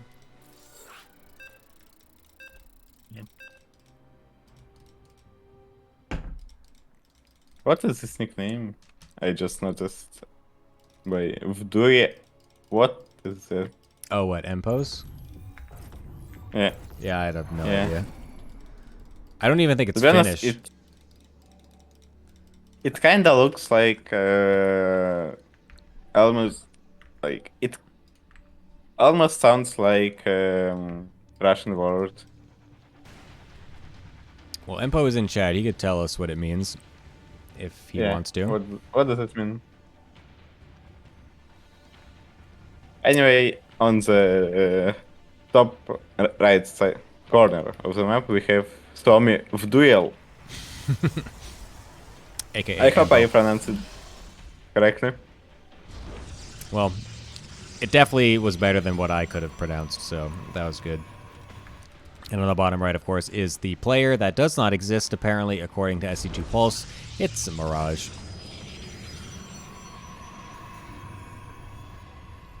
Okay. No problem for Carrie. That's funny. I would change it to no problem for carriers. Oh.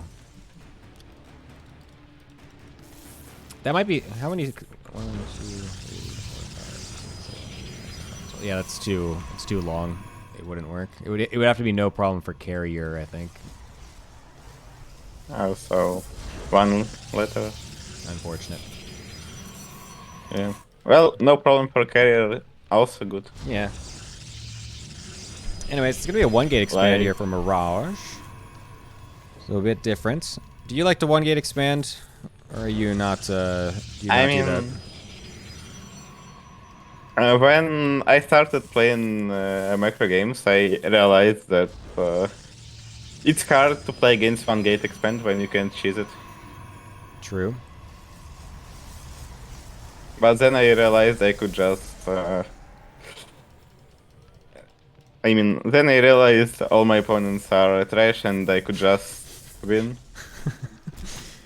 It's very based realization to come to. I like that. Yeah. Well, to be fair, one gate expand is not honorable. I would say it like yes. Thank you. All right, you're one of the good ones. I'll say that. You might Yeah. be a random player, but you're one of the good ones for that opinion. I like that. What is even wrong with random players? Oh, you know what's wrong with random players, man. They No. just play the most bullshit strats, the bunch of cheeses, just abusing the fact that they're random and you don't know what race they are. I mean, with me, you always know. What, do you tell race? Yeah. Oh, he is one of the good ones. Oh my god.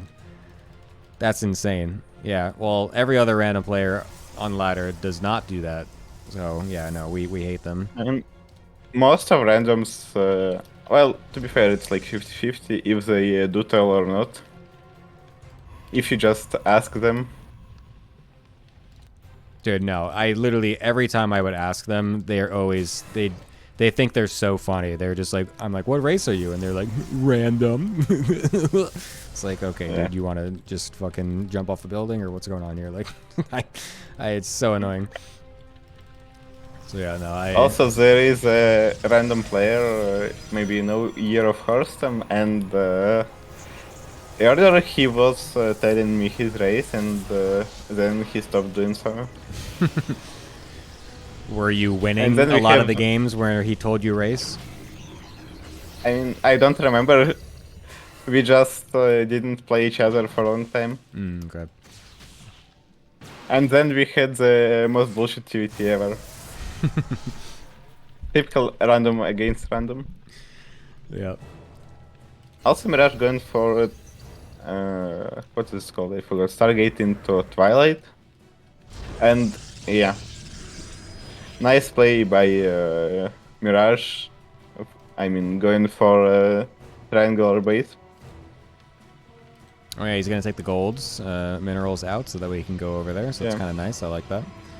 Especially considering, I'm actually curious then why he didn't wall off. He could have just full walled with the Stargate, but deciding not to. But Yeah. anyways, we're gonna go in with double It's Oracle. probably because Ooh, Probably okay. because he didn't know his opponent. He didn't want his opponent to know that he's going for triangular base. Oh my god, he lost the Oracle. Oof. Yeah, that's not that great. 3 probes for an Oracle is not really what you want. Definitely could have been a bit cleaner, but again, this isn't I think it's okay. the worst. Yeah. But in terms of resources, how much do you count workers as?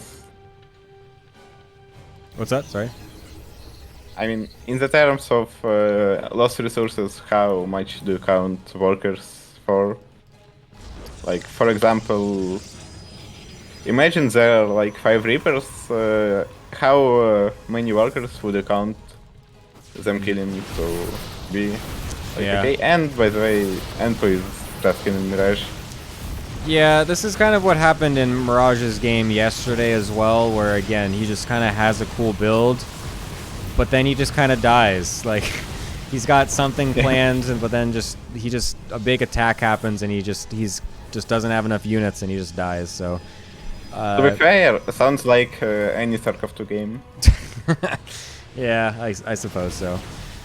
But, yeah, this is going to be... To be fair, this is definitely the best situation Mirage has had in some of his games. Of course, yesterday was very brutal when he had, like, no units, basically, versus a one-base all-in. But this time, still has the high ground position, does have 2 Oracles with Stasis, and does have Void Ray, or a Void Ray out.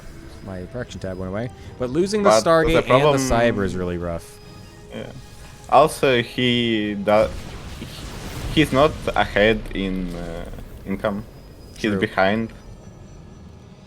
Oh, actually, He could still be making probes is the other thing. He's actually got a lot of minerals, so he could just be continuing to probe right now. But, of course, he's very scared about dying all of a sudden. Also, and he's he's supply blocked. oh, never mind. Ugh. And finally, we have the next switch. Enpo sees immediately. Sometimes I just forgot the word, That's and then in 3 seconds some things from heaven remind me. It's fine. You're doing good. I think this base. Oh, this third base is dead. That is gone. That is not going to happen. Empo taking By control. the way, Enpo doesn't have any observers, so that never mind. Nope, no DTs this time. Yeah. We're not going to be doing any DT shenanigans, not today. I mean, yeah, this is looking pretty rough for Mirage. He's constantly feeling like he's being killed and all in, so he's not even making probes. He's been getting supply blocked like every single round of pylons as well, which is really brutal. So Enpo is looking like he's going to probably just walk away with this. 3 Adepts and a Prism also can find their way into the main base, which will do a crazy amount of damage. There's no way Mirage is expecting this. Does he have anything with this? But I love Okay, I love that Mirage is going for charge. Mm-hmm. It is good. That's Alright, looks like we're actually going to kill the... No, we're not. Oh, yes we are. Nice. We're going to get the Prism, but unfortunately we're losing all of our probes at the same time. So that's not very good. who even needs probes? Yeah. Good point. Why don't we just pull them all with the army and just all in? That's a good idea, right? Terrans can do that. Why can't Protoss do that? And there, Alpha can do it. Well, yeah, I guess so. Yeah, early game, I guess they could. That's true. Yeah, what is it? What is up with that? Why is Protoss the only race that you can't do a probe pull all in with? Well, you can, you just don't do it. No one. I mean, yeah, I guess you can. It'll lose. I mean, actually, Cannon Rush can kind of count as a pro pull. And oh my god, this space is forward. Oh, that's hilarious. Hold up. Wait a minute. There's a potential now. That's all of Empo's army getting stuck. He's going to be able to kill half of it. He suicides it for the base. Sure, that is killed off. I don't know if we I guess we do kind of have to split up for this. This is kind of awkward now. Oh, no, now we're getting we sucker shouldn't. strapped as well. Mirage is kind of getting stuck every which way, trying to get these stalkers. And was also not really paying attention. It doesn't really capitalize on this either, so this is really awkward. I feel like that actually could have gone really well for Mirage if he just managed it a little bit differently. But unfortunately, it kind of misses the timings. There is probably a bit of potential still, but like only a bit. Oh no, Enpo has Templar Archives, yeah. Mirage is dead. So there is potential for Ace Might. Yep. I'm kind of curious, where is Mirage's army? Like, his army size is quite large, but like I feel like his army looks so much smaller. Does he have Well, this, because there are like 10 Zealots and the Sentry. Oh, they are up on the TEP side. Okay, I see that now. Okay, there we go. Stasis Ward only getting 1 Archon. That could have been huge if it actually they walked a little bit farther forward. Looks like Empo is going to be able to push this army back, but is actually also defending back at home at the 3rd base. Or sorry, I guess that's his 4th base now. So yeah, overall everything is doing well for Enpo, and he's going to be finding himself in a very hard to lose situation, putting his team closer to getting into an ace match. As I mean, Falene were able to come back from a 2-5 deficit yesterday. Will they now find themselves throwing a 5-1 lead is the question, because right now Enpo is trying to start that comeback. Also, as you told about Combat Way, I can only see one Combat Way, and well, not anymore, but like a minute ago. And the Combat Way was Disruptors. Because this is post-stream, they surely don't know how Disruptors work. True. Disruptors Only are full 4 extremely players good. know. Especially in PvP. Yeah, Disruptors, honestly, in those scrappy games are so good, especially if you just get them out and your opponent doesn't expect them, then it can be very, very good. Anyways. So, we have Mars Bar against DS Moss. Yep. left. And, well, I believe in Mars Bar here, so... It's definitely possible. This match is kind of open for both players, I feel like. Marsbar, of course, is someone that likes to do some very strange builds, and that could definitely take DS Moth off guard, but DS Moth has also played some pretty overall standard stuff throughout the season so far, and so maybe that'll be too Who good would for you have Mars. for ace match? What's up? Who would we have for ace match? It's up to the teams. They get to decide, so Okay. we have no idea. And in the top left in the top left corner of the map we have space lasers. Or well, I don't wanna say what clan it is. An interesting because clan probably tag. Twitch might not like that. Yeah, well, it is something. Yeah, and on the bottom right-hand side, of course, the greatest candy bar ever to be made. It is Mars Bar, going for an Base. early pool and gas opener.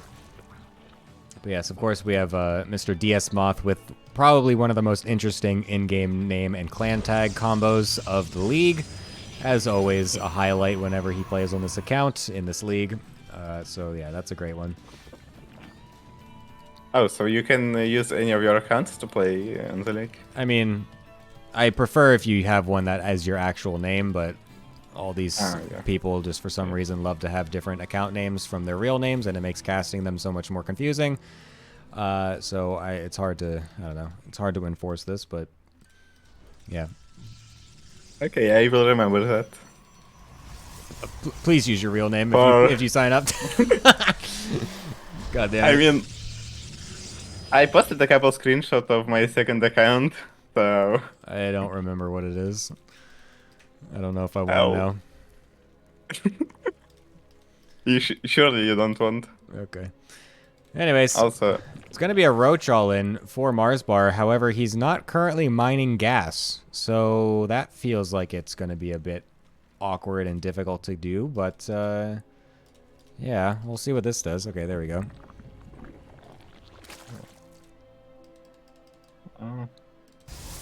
I forgot. Yes, this is like pool 2, right? No, this is pool 3, I believe. Oh, so Enpa Mirage was pool 2. Yes, yes. Ah, okay. Yeah, so this one will be a little bit lower MMR than the last match that we just played. So yeah. But the response so far from DS Moth is not terrible. Going for the double gate response is pretty good. Going to get a shield battery and also a couple of units out of these, I think, is a good play. He should be chrono boosting something, though. We definitely should be using that chrono energy. And also, we do need something on the other side of the map. Did he lose his scouting probe? Is that what happened? Because if so, that's a bit unfortunate. Well, so far, this mouse is just cooking. I don't see a way Mars Bar wins this. Yeah, this is going to be pretty difficult to bust. I mean, I thought for a second that Moth was actually going to make a nexus with where his probe was positioned, but it looks like he's reevaluated and is just fully defending this point. He is supply blocked, however, which is a bit unfortunate, and that's going to make things a little bit awkward. What I could say is that Mars Bar shouldn't have listened Celsius. Oh my god, the Adept's going to suicide itself, and it's not going to see the roaches either. It's... Oh my god, it just barely misses that Ravager. I think that was a genius play by Mars Bar when he kind of body blocked Adept. Yeah, it was very nicely done. And I mean, there's only one Ravager here so far, so it's going to be really hard to actually bust through this wall. Kind of face checks the Zealots a little bit there. Not really going to be the best right there, but I mean, this is a very good situation for DS Moth. He's also got a Stargate coming up behind this. He's got Warp Gate finish, could be making tons of Stalkers, and 2 batteries as well. It seems like he's gambled the correct way, and the Lings are not going to be able to get a very nice surround either. We need to try to drain battery energy. Biles do connect on the Stalkers, though, which is pretty good. If we can just drain these batteries, perhaps we will have an opportunity as Mars Bar to actually break on through. Yeah, but we have to do this in like 10 seconds. Ooh. Well, the Lings do kind of get in, and they're going to get a pretty good surface area around these Stalkers. Oh, he kind of biles his own Lings, but it doesn't really matter because they're still going to get through. Marsbar might actually still be doing this. Diasmoth even attacks the rocks for a second. Oh my god. Diasmoth, he had a perfect defense at first. Oh my god. Just had to make sure that the wall was plugged, but unfortunately let the Lings get in just a little bit too far. And it looks like, for now... Diasmoth doesn't make Oracle, so he just... yeah. Yeah, there's nothing Oh. being... Oh, he just finally does start it, so that's still good. There's still hope. There is still That's the hope. moment I said that. There's still opportunity, because there's still a big probe lead for Diasmoth. He can afford to lose some probes right now. However, And we need to this- make sure we can kind of keep these buildings alive, because this is pretty much all of our tech. No, like, all we need is Stargate. We don't need anything else. Yeah, I guess. But it is kind of nice to keep the gateways alive, because now all these probes are going to start falling. Oh no, this is looking worse and worse for Diasmoth, but the Oracle is here. We're going to get a recharge, which is nice. Start to be able to kill some of these units. We should, I feel like, actually be killing the Lings, because yes, those are the things that are going to actually be killing these probes. And, I mean, we're at... Oh my god, the mile!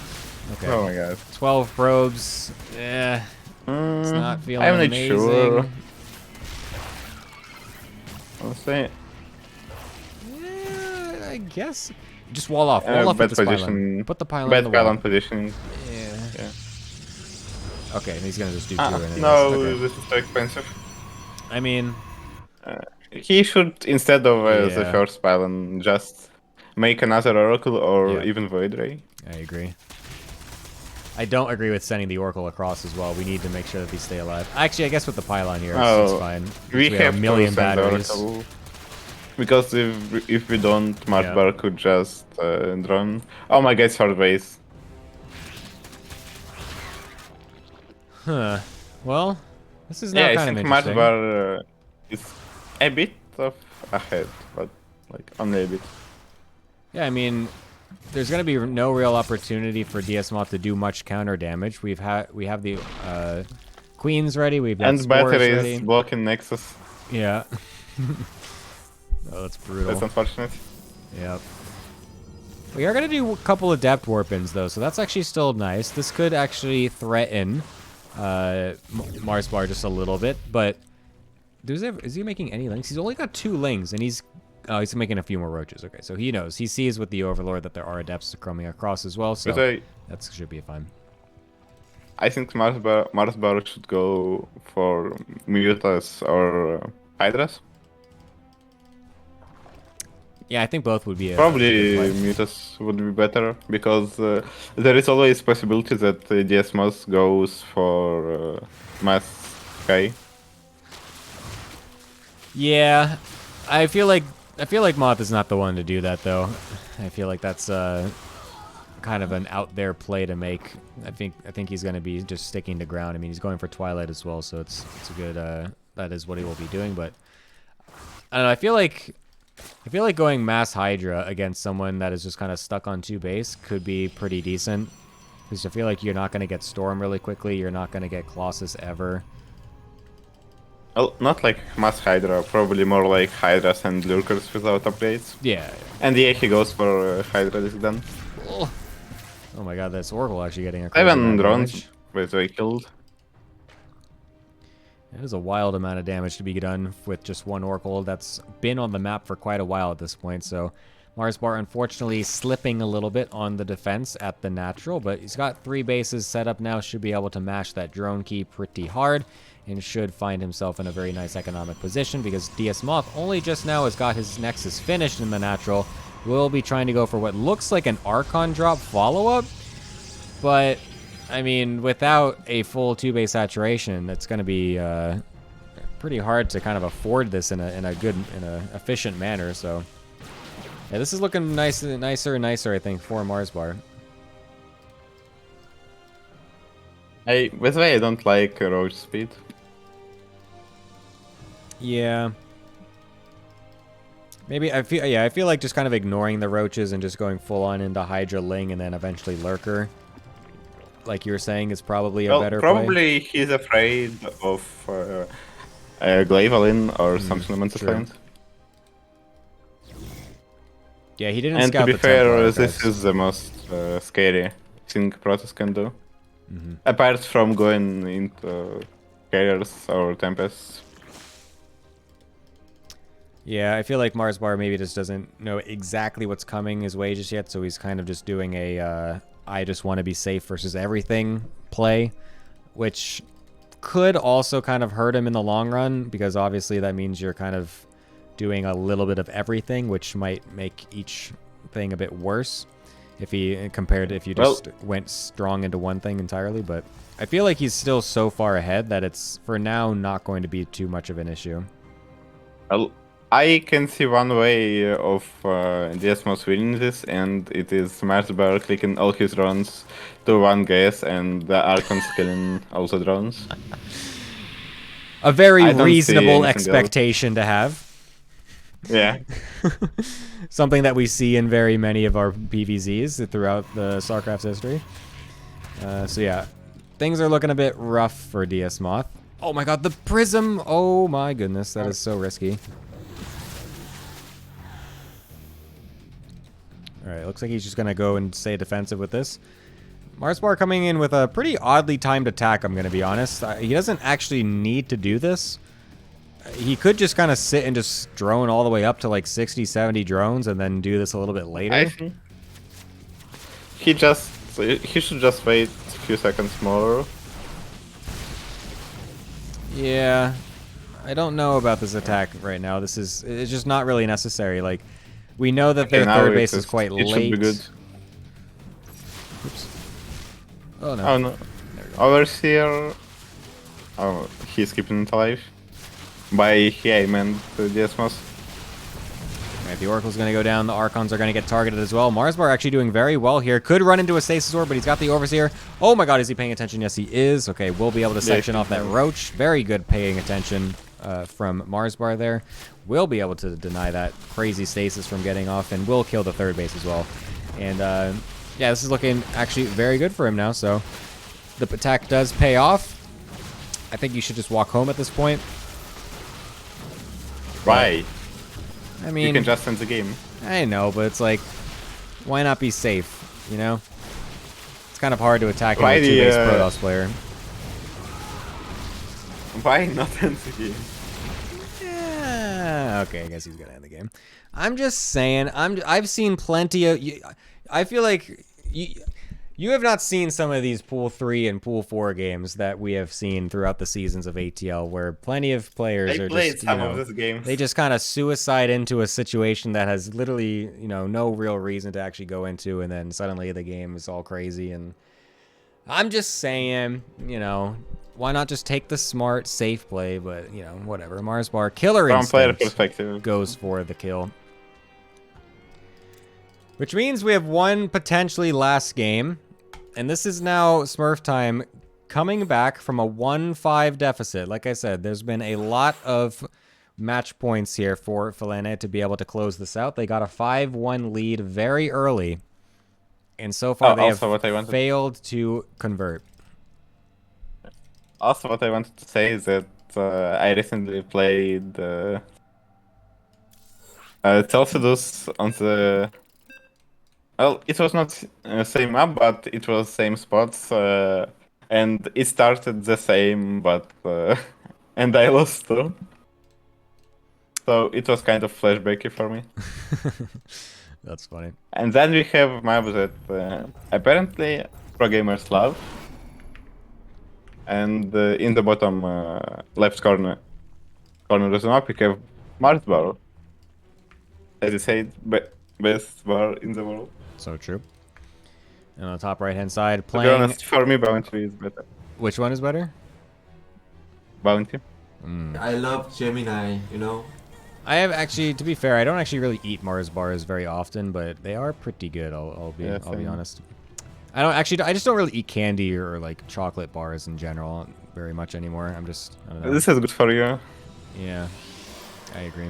Anyways, we got our favorite wonderful space lasers of a certain variety on the top right hand side, aka DS Moth, with the most ridiculous name ever. But yeah, Marsbar doing very good to keep his team still in the game. Obviously, the loser of this match is eliminated from the ATL Spring Split. and the winner will be going on into the semifinals to play next weekend. And they will secure themselves in the top 4, which, of course, is where the prize actually starts. So if you win this match, you are officially in the money-earning range, which is an important thing to note that I kind of forgot to mention this entire time. But yeah, so... Who cares about money? It's more about prestige. Yeah, that's also a good point. It's all about the bragging rights and the shit-talking rights in the Discord server, to be honest. So... Oh, yeah. Money really only comes second, but a couple of people still kind of like the money, since there is a whole $1,200 on the line for this split, so still Also, a decent amount of money. How many shit-talking rights do only Cannons players have? Completely none. They have literally 0. They got Please. absolutely literally the worst performing team in ATL history. Like, no team has ever done worse than Only Cannons did this season. I'm sorry, but that's the team that you subbed in for. I'm so sorry. I mean,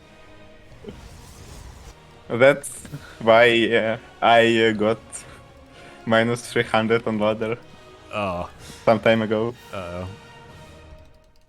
Or probably it was before I played in that match. Well, anyway, who cares? As DS was going for Stargate, which means, again, boring standard play. Yeah, I'm actually surprised and a little upset that Marsbar did not go for his classic one-base Swarm Host Nidus play. I honestly am always expecting and just very excited to see that, but I feel like I never actually see it on my stream. I only see it in the side streams, so I'm a little unfortunate. What MR is Marsbar? What's that? Sorry. What MR is Marsbar? That's a great question. I honestly don't remember. I think Okay. he's on the lower end of pool 3, I think, but I honestly can't remember. Oh, he's 3.8. Ah. So apparently there is a 4.7 Barcode on Europe ladder who is always playing 2-base Farmhost. So which means 2-base Farmhosts are 900 MR better than 1-base Farmhost. And does it mean that we should have 5.6 MR Zerg playing 3-base Farmhosts? That's a good point. Does that mean we also get a 7K player doing 4-base Swarm Host? I remember like once or 2 times seeing Serral doing that. I do remember that as well. And I do remember it being actually incredibly broken sometime, maybe like 6 years ago, so... yeah. Well, more like 10 years... Not 10? Yeah, 10 years ago during Heart of the Swarm. Well, that was a little different. That was the Giga Broken phase, but for Legacy of the Void, at least, yeah. God damn it, I hated Swarm Host back in Heart of the Swarm, dude. That was just the worst.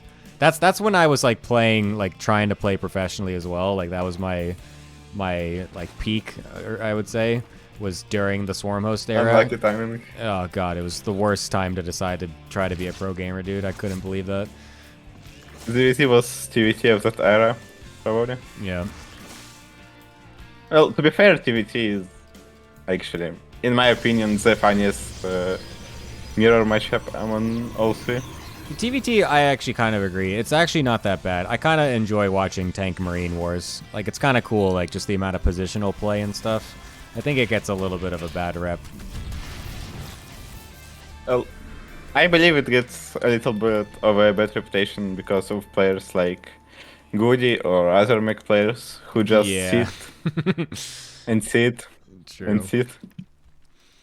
Yeah, no, those games are the worst to watch, but actually kind of high level, engaging back and forth TVT late game is very fun to watch, I think.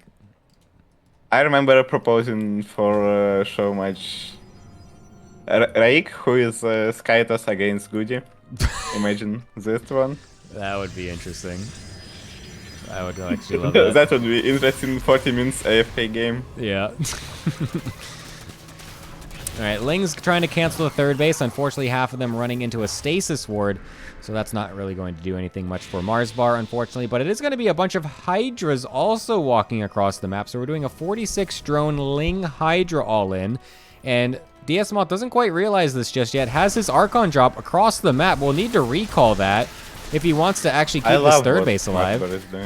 Oh, this Zealot positioning is insane, though. What is it? Oh my god, the Stasis Ward actually being a force field as well. That's a bit unlucky, but I think we're still going to be totally fine as Marsbar because this is so many units, but the Archons are back now, and that's what's really going to help swing this for DS Moth if he wants any chance of closing this series before an ace match. The Micro is not too bad so far, but without any battery energy, that means the Hydras will eventually be able to pick off all of these units. He's trying to dive onto the Prism, doesn't quite get it, but the Archons are just so low. Oh, gets it in the end. Anyways, the recharge coming in just barely too late. Oh, is this it? Did Marsbar actually bring Smurftime all the way back into an ace match? This is looking pretty good for him so far. Where's the rest of his units, though? Okay, there we go. Oh my god. I almost called him Space Lasers. DS Moth is really struggling at the end of this. Oh, the Pylon also getting killed off for the reinforcements. Oh, no. I can't It would be believe easy win if he went for charge, just for you to know. What's that? It would be easy win if he went for charge. Yeah, who the fuck does that? Shut up. Who does that? Only Chad. I guess so. Only Giga Chads. What are we gonna have for A? Yeah, we're gonna have an ace match, and that's pretty banger. I'm not gonna lie. 2 playoff games in a row, having 2 ace matches, pretty sick. Pretty sick. And this is it's Hydra Space Amazing. Yes, it will be a rematch from the captain, so not too unexpected, but should be a pretty good final I match. believe Hydra should win this. Yeah. It was 1-1 at first, right? When they first played? Yeah. Yeah. So they're going to have best of 3. No, well, in total, yes, but yeah, this one is only one game. Yeah, I know. I feel like yeah, I'm not sure. I feel like this is going to work more for Hydra as well.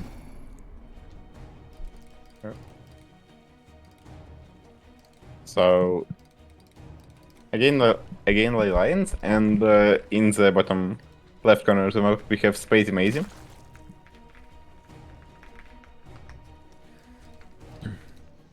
Hydra, of course, was the one that was able to make this a nice 1-1 at the beginning of the series against Spazy Meiji. So now we're in a best-of-1 scenario to see who can actually win the whole thing. This is Honestly, every match should be best of 1. What's that? Why? That's boring. Because best of 2 is such a cool thing. I always mean liked like not in ATL. I mean in every tournament. Oh, shut up! That's the only stupidest best of idea 1. ever. Shut up. Yeah, I know. Get out of here. That's All right, the random in you is coming out again. Put the random player away. We don't need to hear this. Get that out of here. Best of 1s every game. Unbelievable. Yeah, just like ladder. That would be awful. Yeah. Alright, what are we gonna get this time? Hydra was going for a little bit of Archon drop stuff earlier. He was going for... What was the other game that he did? Oh, he just lost to a Ling Flood, didn't he? Yeah, yeah, the DT drop and attempt. he went for DTs. Yeah. So I would, again, be surprised if he goes for that. We now got a Terran in this match, in this map. Right on Space Mazy base. Was it? I think. Well, do you see, like, in the mineral line, a bit of Terran? Oh, there it is. I'm sorry. Yeah. I'm blind. Nice. Wait, how are this called? I mean, like this Terran, like... The I spray? forgot what... yeah. What, in your opinion, is the most toxic spray? Oh, I think the question mark is extremely good. I think just a simple question mark is quite solid. I think the Colossus GLHF is pretty good as well. That is true, Alaton. I mean, the Salt Shaker is also very good, especially in like a best of 3 or something. If like you know that you just beat someone and that they're definitely going to be really angry about it, and then just the next game you walk in scout, just drop down a Salt Shaker spray. I think that's pretty good, honestly. That was my go-to for a long time. Right now I have the Illuminati triangle one though. I think that one's quite funny. What do you think about second place spray? Just put it down on the enemy base. Oh, is there a spray for a second place spray? Yeah. Is there? That's Yeah, actually it's hilarious. like a silver medal. Oh, that's pretty funny. I didn't even know that one was a thing. Where did you get that? I don't remember. Is that an emote too? Like, do they have? Because usually the sprays and emotes No, go it's- together, right? It's not an emote. Oh. Well, at least I don't have this one. Interesting. Alright, these lings are going to get dissuaded from the third base. Oh, it's a misplaced Nexus. Oh, no. Hydra caught in 4K. Oh, that's awkward. That's a waste of minerals right there. Okay. This is not live, Magnath. Nope. So far, the game is too standard. Nothing crazy mazy with this one. I gotta do it every time, I'm sorry. But yeah, we've got the spores coming up, so should be totally fine against the Oracle once it decides to go across, but looks like Hydra is actually completely fucking up his wall. Okay, this is interesting. What is this? Okay, I just realized. Is this this doesn't look like it's a wall, but By the I guess way, it is. I think they already played on Layla and it was the map that Hydra won, and what I wanna say is that he is doing the wall wrong here second time in a row. Oh, it's a forge as well. What the hell? I didn't even notice that. Okay. Yeah. Interesting. Alright. Oracle's not going to do too much, just 2 drones, but the Adepts have some potential to get some more extra damage. This is going to get 3, 4, potentially more, as they are hunting down these drones. No other units ready to intercept, only the Queen, so lots of damage going to get done here. Even canceling that Shade to just stay here in the natural is going to be excellent. An 8th getting killed off. God. Wow, that's an insanely good drone, double Adept drone damage there. As always, Space Mazy is dead. Yeah, that's not a great scenario. Especially when you're making so many lings to keep going on the counter-offensive as well, so we're not even really droning up super hard either. And why would you make a lot of links against 3 oracles? Yeah.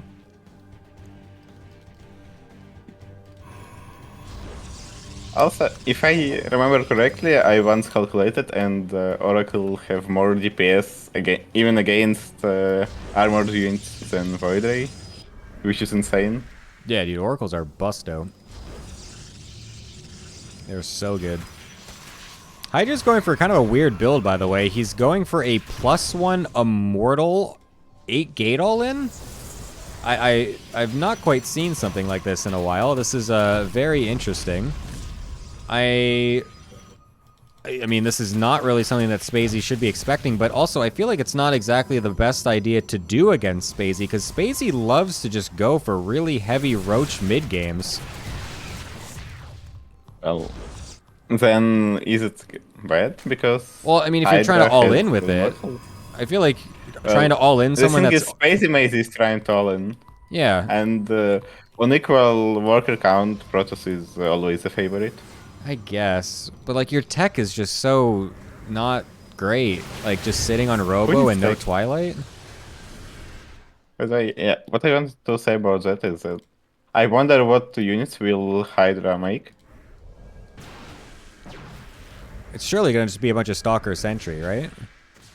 You can't just make... He already made a couple of Zillas, and if it's just Stalker Sentry, then what if Spacey goes for a lot of links? We have nothing against. Well, I know, but like if once you see the lings, then you can start warping in rounds of Zealots. But I think initially it should be Rhino Stalkers. Traders. Yeah, there's the it's Stalkers. Yeah, I mean, I mean, just I all-inning don't like someone this who's for already Hydra. all-inning you. Yeah, it just feels very weird. This is going to be a bit rough. Bile connects in the middle of the army, and we have a flank also coming from Spacey. Nice target fire to be able to kill off the other sentry there. The juggle micro is only going to be able to do so much. Getting one more Stalker Warp in is going to be not too bad. The Oracles are actually going huge in this fight. They were actually doing so much DPS. This is actually extremely deadly all of a sudden, but the drone pull from both sides is going to make this very awkward for Hydra because he's super committed, and that means he has to recall if he wants to keep all these units alive because they are not going to survive this huge drone and Ling swell. And that is a hold for Spacey Mazy. Well, yeah, this is a hold, but again, I don't see a way Space Macy wins this. Well, I kind of see, but again, the way I see is Lurkers on the holding fire and then turning them on right underneath Protest army. That would be just But- the sickest thing ever. Yeah, but he has no Lurker then. And Hydra also has an observer, so I don't think that Spacey Mazy knows what a lurker is. I think that's the part of the problem. I don't think he Well- actually knows the unit exists. I feel like I've never Why? seen him make one. well, if he doesn't know what does he make in ZVZ when it is late game, Oh, I think you're assuming the fact that Spacey doesn't just mass 50 mutas in ZVZ late game. okay, yeah, then that's based. Yeah. All right, we're going to go for all-in number 2 Well- here for Hydra. Let's see what this is able to do. 3 Immortals this It is time. really annoying. I mean, if he doesn't, oh my god. The first collective battle looked like it should have killed Salesforce. Yeah, we're doing a good job I of think- stopping the army from going very far forward. Yeah. I think Hydra should just go home, make Twilight, make Force Base. Yeah, I don't really necessarily agree with just keep on attacking because again, our tech is just not great. Just like no upgrades for no blink on your stalkers against the big Roach Ravager army it feels really awkward, and it doesn't really feel like a winning strategy overall. But I mean, he's still doing a pretty good job of just kind of trading out just little by little. These bios do kind of connect more than they really should, though. A lot of stalkers kind of getting killed off there. The Roachborn is very exposed, so we could kill that. That could be pretty huge here. Also, I would love to see a couple of disruptors. Yes, true. Oh, the Oh Immortals my are god, starting to he's actually die. throwing. Yeah, these Immortals just getting shaved off. The Prism will survive, which is nice. Honestly, kill the Roachborn and leave. Okay, he's just going to leave. It's also acceptable. Honestly, just leave. Yeah. This is, again, a bit of an overextension from Hydra. I feel like... Well, I feel like he doesn't quite realize that he's actually ahead in economy. Because I feel like if he knew that, he would not be attacking. He is totally fine to just sit back and just wait. But I think he's misreading the Also, situation please make a little. Twilight. Yeah, here we are. Okay. This is good. Also, he goes for Robotics Bay. I wonder if it's for Colossus or for Disruptor. I feel like it's going to be Ruptors, right? Well, to be fair, Disruptors are trash Yeah. in PvP right now. I know. I'm so sad about So it. going for Disruptors would be a bit weird. I feel like But they'll again, we still have a be bit weird okay, though. situation. I feel like compared to Colossi, I mean, Colossi, I guess, are just going to be consistent, non-stop damage is one thing. So even against Roach and Ravagers, it could still be fine. I guess maybe I am still Yeah, kind of this coping a process. little bit from the old Disruptors. I'm still... Like, this situation with Yeah. old Disruptors would be so fucking good. It would be so crazy good. But now, yeah. You mean old like previous patch or Just last patch. The patch Just- before that? just Okay, so yeah. the small disruptors. Because with the big disruptors that Oh, deal yeah. a lot of damage, it would be. That would be insane. But even the Disruptors from last patch would be totally fine here, I think. Yeah. Just get their damage back and they'll still be in a really good spot this game. The whole Disruptor, just yeah, mention- 17 different ones, yeah. Sorry, what?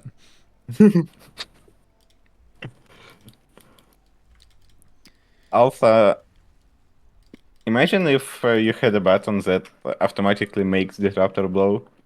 Oh my god. Yeah. That would be nasty. People did suggest that for a while, I remember. I think that would be just way too good. Well, it would be almost like an immediate nuke. Yeah. Yeah, that would actually just be so ridiculous. Or disruptors with blinking novas. Okay. Yeah, I mean, if we're just going to say anything, then yeah, I mean, let's just make lurkers that can also shoot out banelings every single one of their spines. Like, yeah, okay. Oh my god. And, by the way, have you played a lot of campaign? Yeah, of course. Do you remember Alrak saying that did the Zerglings jump on Yes. the ship? Well, what about this one? Oh my god. Dude, all of the Also, campaign stuff would be here we so have the broken. Spire. Ah, yes. The classic Spacey Mazy Spire. You can't go a game without seeing it, so we'll be throwing We that actually in. went 2 games without seeing it, so thank you, Spacey Mazy, for doing this. Yep. Finally brings it Probably back. throwing the game because of the Spire. Yeah, do you think he's going to make Mutas, or do you think he's going to go Corruptors, as if this is Wings of Liberty or Heart of the Swarm, and actually go Corruptor versus the Colossus? By the way, Corruptor versus the Colossus would be actually a good choice. Oh, But, the Force fields are considering insane! Oh my god, that was sick. But Right. considering that the Space Mazy is probably Mutas. Yeah, I mean, although since he saw the Colossi now, I feel like he might go into Corruptors, but he just used all of his gas on a shit ton of roaches, so not really able to do that. Sorry, I'm missing a fight. Disruptors coming. Disruptor's not doing too much, and they're also just gonna die. Well, they did a lot, to be fair. Oh, did they? I missed They that. I'm killed, sorry, I missed half the fight. yeah. That's my bad. I mean, one of Disruptors has 3 kills. Oh, this is an overextension from Hydra. Recall forced to be thrown out, and will lose most of the Colossi. The second one also just kind of sitting here doing nothing, and will just die off as well. It's a bit unfortunate. Zealots And, in the okay, main it's doing Raptors. stuff will get cleared up. You know what? This is not Space Mazy. I don't believe so. This is someone else. Someone's playing on his account. Yeah. Yeah, I don't know what's taken over him. Actually making a Spire and not making Mutas with it. Crazy. I mean, 0 Mutas throughout the entire series. Yeah, I'm a little bit disappointed in my boy Spacey, not gonna lie. Well, if he makes at least 1 Mutalisk, he is half forgotten. Sure. Forgiven. I'm Not forgotten. He's gonna be forgotten after this game if he loses it. It looks like Yeah. Spacey was kind of throwing his Corruptors around, maybe trying to find the Prism. Only has 3 of them, 4 of them, which still is not exactly anything super threatening. I guess it is just only 1 Colossus still, since we did kind of kill the other one, so he doesn't really need to overcommit there. Double Disruptor! Oh my god! It was Spacey! triple Disruptor. Whew, not paying attention. Uh-oh. Alright, Disruptor is still possible in PvZ, Oh. apparently? Question mark? And here the problems are... Now we have a trash army. Oh, no. Yeah, this is gonna be very We awkward. have no army. Oh, the Disruptors! No, getting caught out. No more force fields either. Only 1 Disruptor left, and that's gonna get a nice, juicy shot, but, I mean, it looks so lame when they just half-kill roaches, man. It just, it's so just unsatisfying. And, I mean, this army differential is now absolutely ridiculous. Spacey Mazy looking like he's potentially gonna get it done in the end for Felina anyways. Despite throwing a 5-1 lead, they're possibly going to still clinch it in the ace match, because this army looks extremely difficult for Hydra to actually kill off. Oh, we have a bunch of Templar, but no Storm. We just recharged a Templar when our Storm is at 10% done. Oh, Hydra, that's a single G in Spacey. Oh my god. Spacey saves Felene. So nice. Oh my goodness. That would have been pretty rough if they did manage to throw that 5-1 lead. So thankfully for Felina's own good, Spacey able to clutch it up in the Now end. I am main hater of the Falin because killed Gunners, they killed No Monkey Magic, they killed Smurftime. Now I'm their personal hater. Nice. You gonna be hate watching next weekend? Probably. Nice. Yeah, I mean, unfortunately, Felena, if you are a fan of teams that have kind of cool creative names, they are kind of slaying all of those teams. But of course, they are still doing pretty well, so they will find themselves in the semifinals next weekend against the Viet Congs, which again is another fun, interesting name of a team. I think it is last fun, interesting name of the team. Because, well, Blinking Dark Templar is a bit lame. I actually like that one. I don't mind it. The whole Lincoln Park thing By is. the way, did they make at least one Blinking Dark Templar? That's a great question, actually. We'll have to go back and check that. Because I remember that at some point they didn't. Like, week 3 or week 4, they had no Dark Templars with Blink. That is pretty boring, I'm not going to lie. But, yeah, we'll have to check back on it. Anyways, thank you, Hackers Top, for bringing yourself, I guess, onto the caster's desk. I appreciate Thank you that. for inviting. No problemo. Any closing words for you before I go to the analyst desk? I am now rooting for Viet Cong. Which means they will lose. Yeah, you can't say that. Well, I guess we'll have to see now if this actually comes to if it actually comes true. The Hackers Top curse. We'll see if this ends up working out. Anyways, thank you for joining again, and yeah, we'll see you later. Goodbye. I'm gonna go ahead and join the analyst desk now, as we will talk about those wonderful games that we just had. Welcome back to the two Zergs, Daincom and Heroku. Felene not throwing their super high lead from the beginning of the match, so that's pretty nice for them. But that means Smurftime has been exited from the split, so all those Smurf lovers, of course, are going to be in absolute shambles at this point. Heroku, what was your take on this series? My take is that this is definitely the order the series were played, and we don't need to glaze Angra for clutching for his team once again. Correct. The order is always how it's streamed. No other way. Real. Daincom, yeah, outside of that, okay, honestly, the taco games were kind of I mean, it's pretty brutal because he wasn't playing on his own setup, right? Like, yeah, you're not playing on your setup. You're like at the tournament. I do wish he'd asked me for my keyboard that I had in my backpack, but yeah, what's up with why didn't he have his keyboard? Well, I mean, they have free play section, but I did that last year too. He probably just didn't know that the free play keyboards are like those minis. I mean, I'm honestly amazed that they are. Like, I can't believe you have a. I legitimately would not be able to play StarCraft without. I wouldn't either, actually. Yeah, I can't play without my camera hotkeys. Like, I would feel so lost. Same. So yeah, it's pretty unfortunate for Takwa. It's nice that he was still, trying to play it anyways. So that's still nice. But... Yeah, for the fans. Yeah, a bit unlucky for him. Anyways, I have to say that last match, the last two move outs by Hydra were a little bit unfortunate. I thought my prediction was going to come true, and then we were like, hey, what if we had like 5 Stalkers and 2 Sentries and no Prism? And we just like poked Spacey, who's only making army for like 4 hours. Yeah, it's really unfortunate. I feel like Hydra didn't notice how many drones they killed or something. Like, yeah. I want you'd think because the drone pool to like on the first attack, you'd be like, well, I'm definitely massively ahead in drones because there's no 4th, and you obviously cleared the 3rd of drones, or not the 3rd, but the natural. Yeah. I think that being said, Hydra would smash me in every single game we played, so what do I know? Yeah, that's also true. Anyways, Heroku, what else were you saying?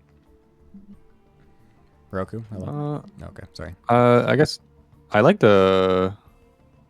Wait, what series was fun? It was a fun series. I think the second to last one. Kind of fun. What was the second to last one? Yeah, the Mars series. Mirage Mars series so stupid. I really enjoyed Game 1. That was a common game where you do a light pressure into a macro game. It's like one base, and you kill the guy. It's like, well, you don't want to leave, and you have like 2,000 bank. You're like, I'm just gonna double expand. Fuck you. It's delayed macro. And then it worked anyway. Yeah. To be It was fair, if kinda you take funny. the opponent down to 8 probes, you're in a pretty Yeah, yeah. solid spot, regardless of what they're I doing, couldn't especially when the believe- battery is on the Nexus spot. I couldn't believe that, like, you're you're going against Mars Bar and you're like not playing Gigas. Like you're playing Oh, he was playing Gigasef and pretty you're safe. fucking it up anyway. Like that's Okay, kinda, I mean, it's insane. what is it, pull 3? Like, Yeah, it's pull free. I pull free, pressure, etc. Also, don't the you see Spacey me game play in one. pull 2? Like, can you really like fault them? It's literally, yeah. Honestly, it was kind of like the same game. Yeah. But yeah, that series is fun. And the Spacey game one. Honestly, like the overall dive into you don't make Stargates, I'ma just make Zergling, and it works anyway, which is because like I think I have to call out the it's chat. so Hacker is funny. top. Every 5k to 5/7 Zerg is an all-inner. Like, if they played late game macro, they wouldn't be 5k. Like right now, ZVP, if you go into late game, you're either insane or ahead. And I'm both usually, and I lose anyway because it's impossible. That's true. So true. Yeah. God, I got so many The only think that- hopers on For here. Zerg is Hey, ZVP. you know, all I've Bigger learned group from than all my them. StarCraft watching is Zerg is very hard to win with. It's the most depressed race if you look at the statistics. And they win Definitely. all the prize money. Anyways, awesome Hey. chat. So yeah, some great games today. We have some other excellent ones happening tomorrow as well, of course, with the Viet Cong's going to be playing. It's going to be Tomorrow? Acheron. Let's Oh, sorry, go. not Wait, tomorrow. tomorrow? I Next really week, hope it's sorry. not tomorrow. Next week. Monday Next week. Sorry. stream, Next let's week. Oh my god. Next week. I have to take a day off. Let's fucking go. Next week. Acheron, Anticore, Dying Common, and Heroku, the two on the desk, and then Iberi will be facing off against Felene, trying to end their little hot streak that they found themselves in for this playoffs. So this is a nice opportunity to, of course, talk to you guys about this. So what are you expecting for next week with this match? Do you think you're going to be able to smash them out and stop them from doing this little fairy tale run through the bracket? You know, my last playoff or like decider match was a little disappointing, but I called in the boys to do some practice games, and like Zound came to my state and flew in personally to play a couple games for me, so I am ready. All right. Perhaps. Heroku, what do you think? Well, it's gonna be great to spend the whole week helping my teammates because my games are free. Whoa. God damn. Who are you playing again? That's some big words. Yeah, Moth. Oh, that's right. DS Moth. Like if you Space lose to lasers Mars Bar himself. doing this, if you lose to Mars Bar fucking around doing this, like I Whoa. don't have to try. Whoa. The smack coming out. Uh-oh. You hear that, Moth? No, he doesn't, because he's probably asleep right now. But Yeah. Wow, imagine sleeping at a regular time. Not me. when he hears the VOD back, I'm sure he'll have some choice words. I mean, he can try. I welcome the challenge. I can't wait for the most boring series of all time with Heroku in it yet again. I mean, you already know what I'm doing. Oh my god. You already knew you're gonna watch my games. I'm gonna be in a winning position, and then they're gonna not want to leave. And instead of blaming them for being coping, you're gonna tell me I'm boring. Yes, So I am gonna say that. No, I'll say I'm gonna convince him to one base swarm host. No, I will never one base farmers because two base farmers is better. That is correct, though. Yeah, I mean, two-base swarm host is actually cracked. That's a crazy build. I also refuse to play it because it's too good. Well, it was too good. Mm-hmm. Now it's kind of giga bad. So, but the last time I played it was against Azura, so I probably shouldn't judge that game too much.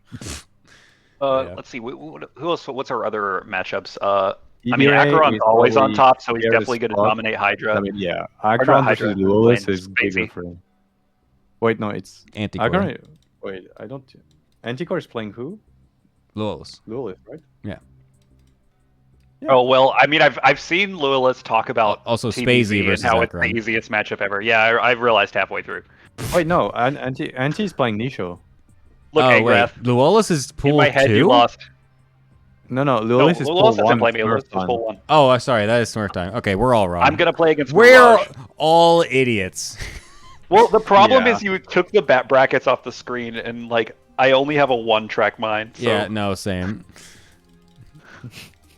Yeah, Spacey Acheron's gonna be hard, but I mean it's already been played and it was pretty like Acheron made the difference, so I can see a 1-1 if we're on top. And yeah, Dynamon has practiced a whole 8 games, so like it's true. over for Mirage. It's no shot. And then Anticore, I trust Anticore versus Nisho. My games are free, and Ibira can go no pressure and 2-0 Angraf. Damn. Yeah, I mean, All I'm saying is I up my practice time by 8 times. Yeah, it's a huge amount. I mean, you guys did beat them pretty comfortably 4-2 in the regular season, so you definitely will be coming in as a pretty heavy favorite. But I mean, this hot streak that the Falanes found themselves on, maybe the full lineup, the full 5 matches is what they needed all this time to unlock their true potential. But look who they were playing. I was on the got a team free that pass. did the hot streak season 1. They're not going all the way this time. They don't have what it takes. All right. Look, I believe in the team of white guys that named themselves after Viet. I still can't believe that. that's not the team that Jackie's on. I'm like That would have been peak. That's so ridiculous. That was the whole point of the team. The first team discussion on the name, like, hey, I don't want to do another Jean Lair pun. What do you want to do? And Akron was like, I want something stupid. And I'm like, what if we just name ourselves after something random, like or like a country we don't even have anything to do with? And at some point he was like, oh, it would be funny because there's one Vietnamese guy in the entire league. Oh my god. And he's not on our team. Jesus. But he's on our team in spirit. Yeah, and then we were like, okay, Vietnam, Viet Cong, okay, all the Viet Congs, we can do Kongs like a K, so it's like Donkey Kong, and we're all monkeys. It's like, oh, that would be funny, and then we just did it. It's a pretty goated name, I'm not gonna lie. It's actually one of my favorites in all the seasons. I do enjoy this one, but the fact that Jackie's not on it is kind of hilarious. I had to look through so much communist propaganda to make a good logo. Nice. All right. Anyways, thank you guys for joining me here. Very excited to see you guys next weekend as well, to see how well you guys do in that match. So it should be a banger. Any final words here, Mr. Dynamon, before you leave to go to DreamHack Dallas? It was another great week of ATL. I'm excited about next week. And yeah, that's about it. Nice. Tune in on Saturday for when we win. Nice. Roku?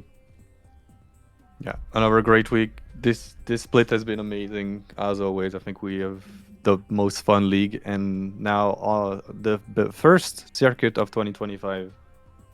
Because AWC came out with their announcement super giga late. Yeah. So yeah, tune in next week. There's no AWC. There's no other StarCraft going on. ASL's done. There's GSL is in the middle of the week. You can warm up with that, and then you can go watch the real gamers on Saturday and Sunday. True. Awesome. Thank you guys for joining me, and we will see you guys next week. Bye-bye. Bye. Alrighty.